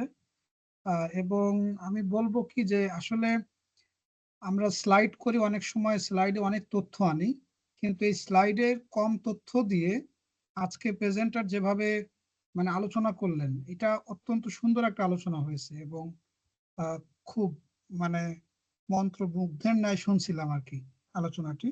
আমি কয়েকটি বিষয় একটু বলি, তাহলে বিষয়টা সুবিধা হবে। ইন্দো প্যাসিফিকের যে মানে আলোচনাটা এখন চলছে ইন্দো প্যাসিফিক রিজিয়নে, এটি খুবই প্রাসঙ্গিক একটি আলোচনা। এবং ট্রাম্পের ব্যাপারে জনাব জাহিদুল ইসলাম যা বলেছেন আমি তার সাথে একমত, কারণ ট্রাম্প আসলে কি যে এইগুলোর খুব বেশি একটা উনি পাত্তা দেন না। ট্রাম্পের কথা হচ্ছে কোথা থেকে আমার অর্থ আসবে, অর্থনৈতিক ব্যাপার হোক ট্রাম্পকে আপনি আগে পাবেন, কিন্তু যেখানে আমেরিকার ব্যয় করতে হবে, যেখানে আমেরিকা খরচ আছে, সেখানে ট্রাম্প নাই। আর এই লিবারাল ভ্যালুস গুলোতে ট্রাম্পের শ্রদ্ধা একটু কম অন্যদের থেকে, অন্য সমস্ত আমেরিকান প্রেসিডেন্ট থেকে তার শ্রদ্ধা এখানে একটু কম আছে। তা আমরা অনেক সময় আমেরিকাকে বলি রুলস বেসড অর্ডার বা লিবারাল ইন্টারন্যাশনাল অর্ডারের তারা ফোল্ড করে, কিন্তু ঠিক আছে সবকিছু, কিন্তু ট্রাম্পের এই ব্যাপারে খুবই মানে আপত্তি আছে এবং এই ব্যাপারটা ট্রাম্প হলো খুব কম গুরুত্ব সহকারে দেখে। এবং জনাব জাহিদুল ইসলাম যেটা বলেছেন যে উনি বলেন বেশি কাজ করেন কম, এটাই আসলে পপুলিস্ট লিডার যারা দুনিয়াতে দেখবেন যে পপুলিস্ট লিডার যারা, তারা বেশিরভাগই তারা হলো কথা বেশি বলেন কাজ কম করেন। আচ্ছা, আমি কয়েকটা কথা বলি এখানে। বাংলাদেশ প্রসঙ্গে রোহিঙ্গাদের যে ইস্যুটি আসছে সেটি খুবই প্রাসঙ্গিক আলোচনাটাই আসছে, কিন্তু এখানে যে পোর্ট কেন্দ্রিক যে একটা এখানে আমরা দেখতে পারি যে পোর্ট এবং কানেক্টিভিটি কেন্দ্রিক, বিশেষ করে ইন্ডিয়া এবং চায়নার যে রাইভালরি আছে, এই বিষয়টি আমার মনে হয় যে ইন্দো প্যাসিফিকের সাথে as a greater whole Indo প্যাসিফিকের সাথে এটা রিলেটেড। কেননা আমরা যদি বলি যে বিআরআই ডেফিনেটলি আছে, বিআরআই অবশ্যই বাংলাদেশ বিআরআই মেম্বার, কিন্তু বিআরআই এর পাশাপাশি এমএসআর ম্যারিটাইম সিল্ক রোড, যেটা ম্যারিটাইম সিল্ক রোডে কিন্তু আমেরিকার একটা গ্রেট পরিকল্পনা আছে। সেটা হলো আপনি দেখবেন যে বিশেষ করে এই লিটোরাল কান্ট্রি যেগুলো ইন্দো প্যাসিফিক রিজিয়নের, যেগুলো হচ্ছে লিটোরাল কান্ট্রি, সেগুলোকে টার্গেট করে দেখবেন যে আমেরিকা সেখানে ক্রিটিক্যাল ইনফ্রাস্ট্রাকচার যেগুলোকে আমরা বলি, বা ডিপ সি পোর্ট তৈরি করছে। বিশেষ করে আপনি দেখবেন যে শ্রীলঙ্কাতে হাম্বানটোটা ডিপ সি পোর্ট আছে, তারপরে মিয়ানমারে আছে কিউকপু ডিপ সি পোর্ট, তারপরে যদিও মিয়ানমারে ভারতেরও কিন্তু সিতওয়ে সি পোর্ট আছে, এবং শ্রীলঙ্কাতেও কিন্তু ভারতের বিনিয়োগ আছে, সেখানে জাপানেরও বিনিয়োগ আছে, মায়ানমারও জাপানের বিনিয়োগ আছে। কিন্তু চীনের কিছু বিশেষ টার্গেট আছে। আবার এখানে দেখবেন বাংলাদেশে কিন্তু যেমন সোনাদিয়া ডিপ সি পোর্ট নিয়ে যে জিওপলিটিক্যাল রাইভালরিটা আমরা দেখলাম, শেষ পর্যন্ত সোনাদিয়া ডিপ সি পোর্ট কিন্তু সরকার সেখান থেকে সরে এসে মাতারবাড়ি ডিপ সি পোর্ট দিল জাপানকে, সেখানে ভারতেরও বিনিয়োগ আছে। এরপরে চীনকে শান্ত করার জন্য চীনকেও একটা বন্দর দেওয়া হলো, পায়রা বন্দর যেটা, এবং চীনের বেশি বিনিয়োগ আছে কিন্তু চট্টগ্রামে আপনারা দেখবেন, যদিও সেখানে ভারতেরও বিনিয়োগ আছে। আবার ভারতকে বাংলাদেশে কিন্তু মোংলা বন্দর দেওয়া হয়েছে, এটাও অবশ্যই আমরা জানি। কাজেই এই যে বে অফ বেঙ্গলে আমরা দেখতে পাই যে যেটা হচ্ছে গ্রেটার ইন্ডিয়ান ওশানের একবারে সবচেয়ে উপরের পার্ট, যেটা অ্যাপেক্স, সেটা হচ্ছে বে অফ বেঙ্গল, যেটা আপনি দেখবেন সর্ব উত্তরে যেটা ইন্ডিয়ান ওশানের। তা এখানকার যে পোর্ট এবং কানেক্টিভিটি, এখানে কিন্তু দেখবেন যে বিশেষ করে এখানে আপনাকে আমি কিছু উদাহরণ দেই।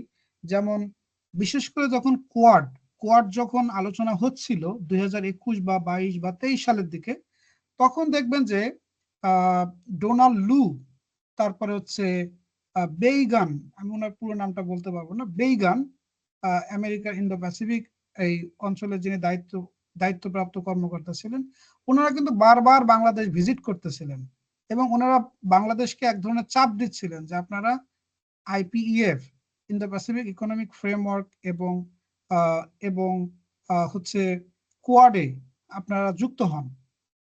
আপনি দেখবেন বাংলাদেশের রেসপন্সটা কিরকম ছিল সেখানে, সেটা অত্যন্ত প্রাসঙ্গিক রেসপন্স। আমি এর আগে বলি যে এই যে আমেরিকা যে বাংলাদেশকে বলল কোয়াডের মেম্বার হতে অথবা আইপিএফ এর মেম্বার হতে, ভারতের রেসপন্সটা কি ছিল? আমরা জানি যে কোয়াডের মেম্বার হচ্ছে ভারত, কাজে এখানে ভারত সরাসরি বাংলাদেশকে বলবে না। ভারতের যিনি তখন ফরেন সেক্রেটারি ছিলেন, উনি বলছিলেন যে এটা বাংলাদেশের ইস্যু, ঠিক আছে, ফাইন, মেনে নিলাম। চায়না কি বলল? চায়নার যিনি ছিলেন বাংলাদেশের অ্যাম্বাসেডার, উনি কিন্তু বলে ফেললেন যে যদি বাংলাদেশ কোয়াডের মেম্বার হয়, সেটা আমি কোট আনকোট বলছি, যদি বাংলাদেশ কোয়াডের মেম্বার হয় তাহলে চীনের সাথে সম্পর্ক খারাপ হবে। একথা কিন্তু কোট আনকোট ভারতে চায়নার অ্যাম্বাসেডার কিন্তু বললেন। যাও, তাহলে এখানে আমরা দেখতে পাই যে বাংলাদেশের এই পার্টটা অত্যন্ত গুরুত্বপূর্ণ। বাংলাদেশের সাথে আরেকটা পার্ট খুবই জড়িত হয়ে গেছে, আমরা এটাকে সিরিয়াসলি নেই বা না নেই, কিন্তু এটাকে আমাদের সিরিয়াসলি নিতে হবে, কোট আনকোট সিরিয়াসলি নিতে হবে। কেন? কারণ আপনি দেখবেন যে রোহিঙ্গা শরণার্থীদের আমরা যে প্রত্যাবাসন করব, ঠিক আছে, এখন আমরা কোথায় তাদেরকে প্রত্যাবাসন করব? নাম্বার ওয়ান, কোথায়? আসলে রাখাইনে এখন কি কিছু আছে কিনা, বা রাখাইনের বর্তমান যে রাজনৈতিক পরিস্থিতি, আমরা সেখানে দেখতে পাচ্ছি যে সেখানে সিভিল ওয়ার চলতেছে, এবং আমরা ডিপ্লোম্যাটের যে নিউজ দেখলাম, ডিপ্লোম্যাটের যে রিপোর্ট দেখলাম, সেটা অনুযায়ী রাষ্ট্র গঠনের ক্ষেত্রে 5টি ধাপ তারা ইতোমধ্যে অনেক বেশি এগিয়ে গিয়েছে। এবং যদি এটা দেখি জিও পলিটিক্যালি, খুব ইন্টারেস্টিংলি, যে জিও স্ট্র্যাটেজিক্যালি যদি আমরা এটাকে দেখি, রোহিঙ্গাদের দেখেন, আপনি যদি জিও স্ট্র্যাটেজিক্যালি ভাবি, তাহলে রোহিঙ্গাদের কিন্তু যদি মিয়ানমারের আরাকানে যেটা চলছে, যদি সেটার সাথে যদি রোহিঙ্গারা একমত পোষণ করত, তাহলে যদি ভবিষ্যতে আরাকানে কোনো রাষ্ট্র হতো, সেখানে কিন্তু রোহিঙ্গারা যেতে পারতো, একটা সুযোগ ছিল। কিন্তু রোহিঙ্গারা তা না করে তারা কি করলো? রোহিঙ্গারা এখানে সমর্থন দিয়েছে জান্তা সরকারকে, আপনি অবশ্যই জানবেন সেটা, জান্তা সরকারকে সমর্থন দিয়েছে। যার ফলে হলো কি, যদি আরাকান বা আকিয়াব যদি ভবিষ্যতে স্বাধীন হয়ে যায় এবং এখানে যদি একটা নতুন রাষ্ট্র হয়ও, এটা নিয়ে দেখবেন যে অনেক এখানে যারা দক্ষিণ এশিয়ার পররাষ্ট্রনীতি, ভূ রাজনীতি, যে স্ট্র্যাটেজি নিয়ে যারা একটু লেখালেখি করেন, তাদের লেখাগুলো দেখলে বোঝা যায় যে এখানে মানে একটা নতুন রাষ্ট্র হওয়ার একটা অনেক বেশি পসিবিলিটি এখানে আছে। সেখানে যদি নতুন রাষ্ট্র হয়ও, সেখানে রোহিঙ্গারা তো যেতে পারবেন না, কারণ তারা তো সমর্থন দিয়েছে জান্তা সরকারকে। এটা তাদের একটা পলিসিগত ব্যাপক ব্যর্থতা রোহিঙ্গাদের। তাহলে এখানে দেখেন এই পরিবর্তিত পরিস্থিতিতে এই জায়গাতে যেহেতু এখন যেহেতু যেটা বললেন যে স্ট্র্যাটেজিক চোক পয়েন্ট যেগুলো, যেমন মালাক্কা যদি চোক পয়েন্ট হয়, তাহলে মালাক্কার অল্টারনেটিভ কিন্তু চীন অনেক তৈরি করতেছে। কিভাবে তৈরি করছে আমি বলি, যেমন পাকিস্তানের Gwadar port, CPEC, China Pakistan economic corridor, এর মাধ্যমে পাকিস্তানের গার্ডার পোর্ট তারা নির্মাণ করেছে। তারপরে CMEC, China Myanmar economic corridor, তার মাধ্যমে তারা এখানে তৈরি করেছে কিউকপো ডিপসি পোর্ট। আরেকটা পোর্ট তারা তৈরি করতেছে যেটাও মালাক্কার অল্টারনেটিভ, সেটা হচ্ছে থাইল্যান্ডে নতুন করে তারা শুরু করছে। থাইল্যান্ডে তারা একটা পোর্ট তৈরি করছে, সেটাও কিন্তু alternative of Malacca sea port. অর্থাৎ আমাদের চায়না এখানে চেষ্টা করছে তারা অল্টারনেটিভ অনেকগুলো সোর্স থেকে তারা মালাক্কার উপরে চাপ কমাতে। এই জন্য চায়নার যারা দার্শনিক, চায়নার যারা জিওপলিটিক্স নিয়ে কাজ করেন, expert, geopolitics, geo economics, naval power, sea power নিয়ে যারা কাজ করেন, তারা দেখবেন যে তারা একটা টার্ম তারা ব্যবহার করে, এটা চায়নার একাডেমিশিয়ানরাই ব্যবহার করে। যেমন লি জিয়াং নামে একজন তাত্ত্বিক আছেন, উনি চায়নার ফুনান ইউনিভার্সিটি, উনি হচ্ছেন প্রফেসর। উনি একটা টার্ম ব্যবহার করেছেন, মালাক্কা ডিলেমা। চায়নার জন্য মালাক্কা হচ্ছে একটা dilemma, coat unquote Malacca dilemma. তা মালাক্কাটা খুবই গুরুত্বপূর্ণ, এটা আমাদের বক্তা ঠিকই বলেছেন। মালাক্কাটা অত্যন্ত গুরুত্বপূর্ণ চীনের জন্য, কারণ এই প্রণালী যদি কোনোদিনও মিলিটারাইজড হয়ে যায়, এই প্রণালী মিলিটারাইজড হয়ে গেলে চায়নার বাণিজ্যের উপরে একটা বড় বড় একটা তাদের উপর একটা বড় চাপ আসবে। এই জন্য তারা অল্টারনেটিভ রুট তৈরি করছে। এই জন্য মালাক্কাটা খুবই গুরুত্বপূর্ণ। আবার দেখবেন যে চীনের যে এই অঞ্চলে এত বেশি মানে চীনের যে এই অঞ্চলের ভূরাজনীতিতে এখন তাদের যে নাড়াচাড়া তা বেড়ে গেছে, এটা দেখবেন অনেক বেশি বেড়ে গেছে। এটাকে ভারত কিভাবে দেখে, এটা খুবই গুরুত্বপূর্ণ। আমরা জানি যে ভারতের সাথে চীনের যুদ্ধ হয়েছে, ভারতের সাথে চীনের সীমানা নিয়ে নানান বিরোধ আছে আমরা জানি। বিশেষ করে অরুণাচল এবং আরো বেশ কিছু অঞ্চল নিয়ে দেখবেন যে চীনের সাথে ভারতের অনেক বেশি বিরোধ কিন্তু রয়ে গেছে। এখন এটা খেয়াল করবেন যে আবার ভারত যেটা করছে, ভারতের যেটা ফরেন পলিসি, ভারত কিন্তু চীনকে আমি জাস্ট আমদাদুল হক ভাইকে একটু বলতে চাই, একটু ব্রিফ করলে হয়তো আমাদের জন্য সুবিধা হবে। ওকে, থ্যাংক জি ইউ, থ্যাংক ইউ। আচ্ছা, তাহলে দেখবেন যে এখানে ভারতও কিন্তু অল্টারনেটিভলি চীনকে ছাড়ছে না, বা আমেরিকাকেও ছাড়ছে না, বা রাশিয়াকেও ছাড়ছে না, যেটা কিন্তু ভারতের একবারে ঐতিহাসিক ফরেন পলিসির অংশ। যদি আপনি নেহেরু ডক্ট্রিনের কথা যদি ভাবি, আমরা নেহেরু ডক্ট্রিনটাও কিন্তু তাই বলছে, ওটা ব্যালেন্সিং অ্যাক্ট সবসময়। যেটা মোদি এসেও কিন্তু, যেমন দেখবেন যে প্রতিবেশী পড়শিদের জন্য নেইবারহুড ফার্স্ট পলিসি, অথবা আসিয়ান কান্ট্রিগুলোর জন্য যেমন অ্যাক্ট ইস্ট পলিসি, যেটা তাদের লুক ইস্ট পলিসির অংশ 92 সালে যেটা নেওয়া হয়েছিল, মোদি এসেও কিন্তু নিয়েছেন। এখন মোদি যেটা চাচ্ছেন যে বে অফ বেঙ্গলে এবং ইন্ডিয়ান ওশানে ভারত যেটা বলতে চাচ্ছে এখানে হচ্ছে একক হচ্ছে ভারতের স্ফিয়ার অফ ইনফ্লুয়েন্স, তারা যেটা বলতে চাচ্ছে। আবার অন্যদিকে যদি চিন্তা করে দেখেন, ইন্ডিয়ান ওশানকে একসময় কিন্তু চীন বলতো এটা তাদের ফার্সি, একসময় তারা বলতো এটা তাদের ফার্সি, কিন্তু তারা এখন আর সেভাবে তারা দেখে না ইন্ডিয়ান ওশানকে। তারা এখন মনে করে যে এটা তাদের স্ট্র্যাটেজিক্যালি খুবই গুরুত্বপূর্ণ, এবং আসলেই তাই। আমি আশা করি যে আজকের যে আলোচনাটি হয়েছে, এই আলোচনাটি খুবই প্রাসঙ্গিক আলোচনা, এবং আমার কাছে মনে হয় যে এই আলোচনাগুলো আমাদের কন্টিনিউ করা উচিত। যারা আয়োজক, আমি আপনাদেরকে ধন্যবাদ দিই বিশেষ করে, যে এত সুন্দর একটা আলোচনা আপনারা আজকে উপহার দিয়েছেন। ধন্যবাদ। ওকে, থ্যাংক ইউ ডেভেলপমেন্ট টপ থেকে আপনাকেও আপনাদের সেশনে জয়েন দেওয়ার জন্য এবং ইনসাইটফুল বক্তব্য করার জন্য। আমরা আর কোনো কোয়েশ্চেন থাকলে বাকি পার্টিসিপেন্টদের কাছ থেকে যাব। বাকিদের কারো যদি কোয়েশ্চেন থাকে প্লিজ হ্যান্ড রেজ করতে পারেন অথবা আনমিউট করে কথা বলতে পারেন।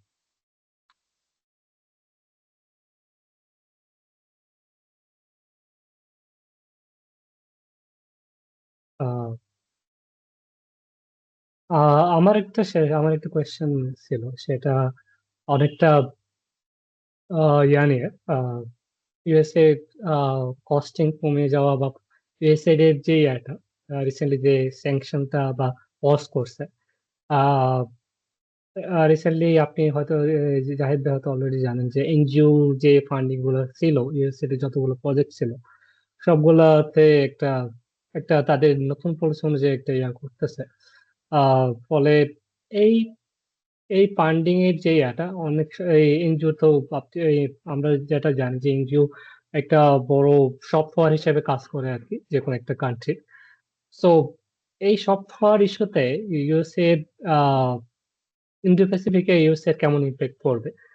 তারা যেভাবে ফান্ডিংটা কমিয়ে দিচ্ছে, যেটা আগে ইউএসএ ইউএসএ তুলতে করতো আর কি। Thank you very much. আমি সবার আগে থ্যাংক ইউ দিতে চাইছি আমাদুল হক ভাইকে। ইট ওয়াজ ভেরি নাইস ডিসকাশন। মানে সম্পূর্ণ রকম ভাবে আমি যতটুকু করেছি এরপর থেকে আপনি যেভাবে শুরু করেছেন it was very much nice compliment. আমি হচ্ছে অবভিয়াসলি আমি অ্যাপ্রিসিয়েট করি আপনার হচ্ছে থিঙ্কিং এবং থটকে। ইট ওয়াজ ভেরি নাইস। আচ্ছা, এরপর হচ্ছে রিজবির কোশ্চেনটা। First of all, it will be very heavily impact in the Indo Pacific reason because Philippines, Vietnam, Cambodia, Laos, this country are heavily dependent on the US aid, especially US foreign aid এর হচ্ছে others যে প্রজেক্টগুলো এগুলো। এবং still now ওরা যে পরিমাণ হচ্ছে ফিলিপিন্সে ওদের মানে ডেমোক্রেটিক প্রমোশন থেকে শুরু করে সবকিছু ডেভেলপমেন্ট করতেছিল, এটা পুরোটাই হচ্ছে মানে হচ্ছে একটা বাধাগ্রস্ত হবে। আসলে আমার কাছে একটা জিনিস মনে হয়, ইট could be like the conspiracy theory. দেখেন, রাশিয়া আর হচ্ছে চায়না আসলে হেভিলি ব্যাক করছে ট্রাম্পকে আসার জন্য এই পজিশন। এটা হচ্ছে আমার একটা খুব মোটা দাগে একটা কনক্লুশন।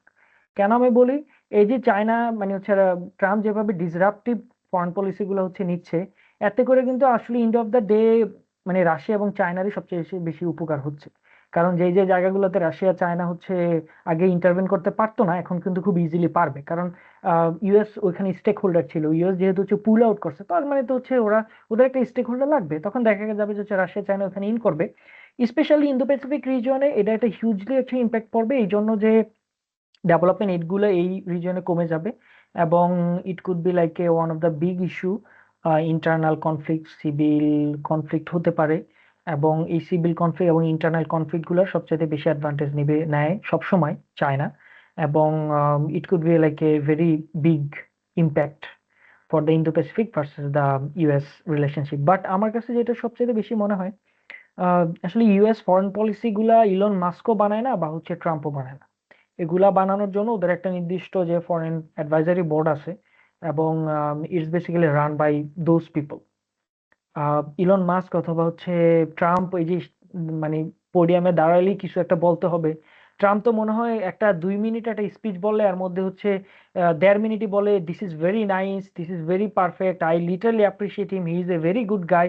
আরে ভাই, এডি কি এডি তো হলো হচ্ছে মানে ক্লাস 5-6 এর হচ্ছে ওদেরকে যখন হচ্ছে অ্যাসে লিখতে বলতো তখন মানুষজন এভাবে লিখতো। So he is basically talking like this হয়। সো এইটা আসলে আম, এই ধরনের ব্যাপারগুলো আসলে ফরেন পলিসি তত বেশি ইম্প্যাক্ট পড়ে না, কিন্তু একটা নির্দিষ্ট টাইমের জন্য এটা বাজিং করে। এই বাজিংটা এখন হচ্ছে যে হচ্ছে ইউএসআইড এর যে ফান্ডিং, এগুলো সবকিছু ডিসক্লোজ হয়ে যাবে। হয়তো বা আগের চাইতে আর একটু শেপ চেঞ্জ হবে।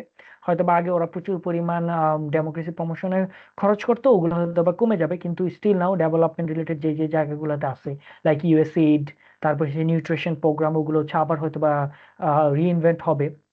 এবং বাংলাদেশে আইসিডিআরবি থেকে শুরু করে যে পাবলিক হেলথের, এগুলো আবার হচ্ছে কন্টিনিউ করতে হবে। কারণ this is necessary, this is need. একটা সুপার পাওয়ার যদি সফট পাওয়ার কাজে না লাগাইতে পারে, তাহলে হচ্ছে তার অন্য কোনোভাবে হচ্ছে টিকে থাকা সম্ভব না ওয়ার্ল্ডে রাইট নাও দিস সিচুয়েশন। এবং হচ্ছে US is one of the successful and one of the best case to continue this soft power. আমার কাছে মনে হয় যে it's just for a couple of month. Already একটা জাজ অলরেডি বলে ফেলছে, মানে ভার্ডিক দিছে যে হচ্ছে ইউএসএড এর ফান্ড যে হোল্ড করছে এটা হচ্ছে unlawful. So let's see what will be happen, but there will be change, but it will be open again ইনশাআল্লাহ ভেরি সুন। ইয়া, বাকি কারো যদি কোনো কোয়েশ্চেন থাকে। I think that's all. Thank you very much. Okay, আমরা শেষের দিকে আমার আরেকটা শেষ কোয়েশ্চেন দিয়ে আমি শেষ করবো। ইয়া, আমরা yes yes Indo please. Indo প্যাসিফিককে আপনি, আমি যদি বলি যে ইউএসএ কে as a power super power হিসেবে দেখবেন, নাকি আহ চায়নাকে অ্যাজ এ সুপার পাওয়ার হিসেবে দেখবেন যার কন্ট্রোলটা ইন্দো প্যাসিফিকে বেশি? কোনটা আপনি প্রেফার করবেন সেটা, এবং চাইনা এখানে তাদের সফটওয়্যার কিভাবে ইউজ করতে পারে? নাম্বার ওয়ান থিংস হচ্ছে আসলে দুইটা কান্ট্রি এখানে হচ্ছে super power right now in this reason, but হচ্ছে আম, এটা সবসময় হয় আসলে একজন সুপার পাওয়ার তো আসলে কোথাও ইনফ্লুয়েন্স করতে পারে না, আরেকজন কম্পিটিটর থাকলেই তো আসলে একটা কনফ্লিক্টিং সিচুয়েশন প্লাস হচ্ছে একটা সুপার পাওয়ার যে ইমপ্লিমেন্ট করা লাগবে এটা আসলে তৈরি হয়। তুমি যদি চিন্তা করো যে হচ্ছে মানে ইউরোপের যে হচ্ছে সুপার পাওয়ারের যে ব্যাপারটা এটা already almost soft power base, এবং ওখানে হচ্ছে রাশিয়া হচ্ছে অপোজিট সুপার পাওয়ার আর হচ্ছে অ্যাগেনিস্ট দ্য ইউএস। সেম কাহিনী ইন্দো প্যাসিফিকে ইউএস ভার্সেস চায়না। এবং এখানে যদি সফট পাওয়ার আমি বলি যে হচ্ছে চায়না অলরেডি, চায়নার সফট পাওয়ার হার্ড পাওয়ার সব পাওয়ার এক পাওয়ারই, সেটা হচ্ছে ট্রেড। এবং China is one of the biggest trading partner in this full Indo Pacific area. এবং চায়না এটা থেকে হচ্ছে ও অ্যাডভান্টেজ নেওয়ার যেভাবে দরকার এভাবে ট্রাই করতেছে, এবং এটা পারতেছে চায়না। চায়নার আসলে এমন কোনো দরকার নেই যে হচ্ছে ডেভেলপমেন্ট এইড করার দরকার, ওরা আসলে বিভিন্ন যে BRI is one of the biggest super মানে সফট পাওয়ার বলতে গেলে। So China is employing on that. এখন ইউএস এর তো এখানে এই টাইপের কোনো প্রজেক্ট নেওয়ার কোনো চান্স নেই, so US is doing like couple of alliance, military, কি বলা যায় যে মিলিটারি এগ্রিমেন্ট, তারপরে হচ্ছে হয়তো বা ইস্ট এশিয়ান কান্ট্রি গুলাতে ফিলিপিন্স, ভিয়েতনাম, কম্বোডিয়াতে হচ্ছে ওরা বিভিন্ন রকমের ইউএসএ ডেমোক্রেটিক প্রমোশন এগুলো হচ্ছে হয়তো বা জারি রাখতে পারবে। এটাই হচ্ছে ইউএসএ হাইস্ট করতে পারবে, কিন্তু ইউএসএ তে এখানে অথবা ইকোনমিক যে হচ্ছে এক্সপোর্ট ইম্পোর্ট এগুলো হচ্ছে চায়না থেকে যেগুলো হচ্ছে চায়না কেন্দ্রিক হচ্ছে ওরা ডিপেন্ডেন্ট, ওটা কিভাবে ইউএস কেন্দ্রিক ডিপেন্ডেন্ট, ইউএস কেন্দ্রিক ডিপেন্ডেন্ট হলেও ওরা পারবে না। কারণ হচ্ছে দেয়ার ইজ এ কস্টিং, হচ্ছে সাপ্লাই চেনের যে কস্টিং এটা ইউএস এর সাথে এনাফ কম্পেটেবল না। এখানে চায়না ইজ অলওয়েজ উইনার। তো আমার কাছে মনে হয় না যে হচ্ছে ইউএস এর সফট পাওয়ার এখানে একটাই, সেটা হচ্ছে বা স্টিল নাও ইউএস এইড দিয়ে কতটুকু হেল্প করতে পারে। আর দুই নাম্বার ব্যাপার হচ্ছে আহ কি বলা যায় হচ্ছে যে বিভিন্ন রকমের এগ্রিমেন্ট, ইকোনমিক এগ্রিমেন্ট এগুলাই আর কি। Next.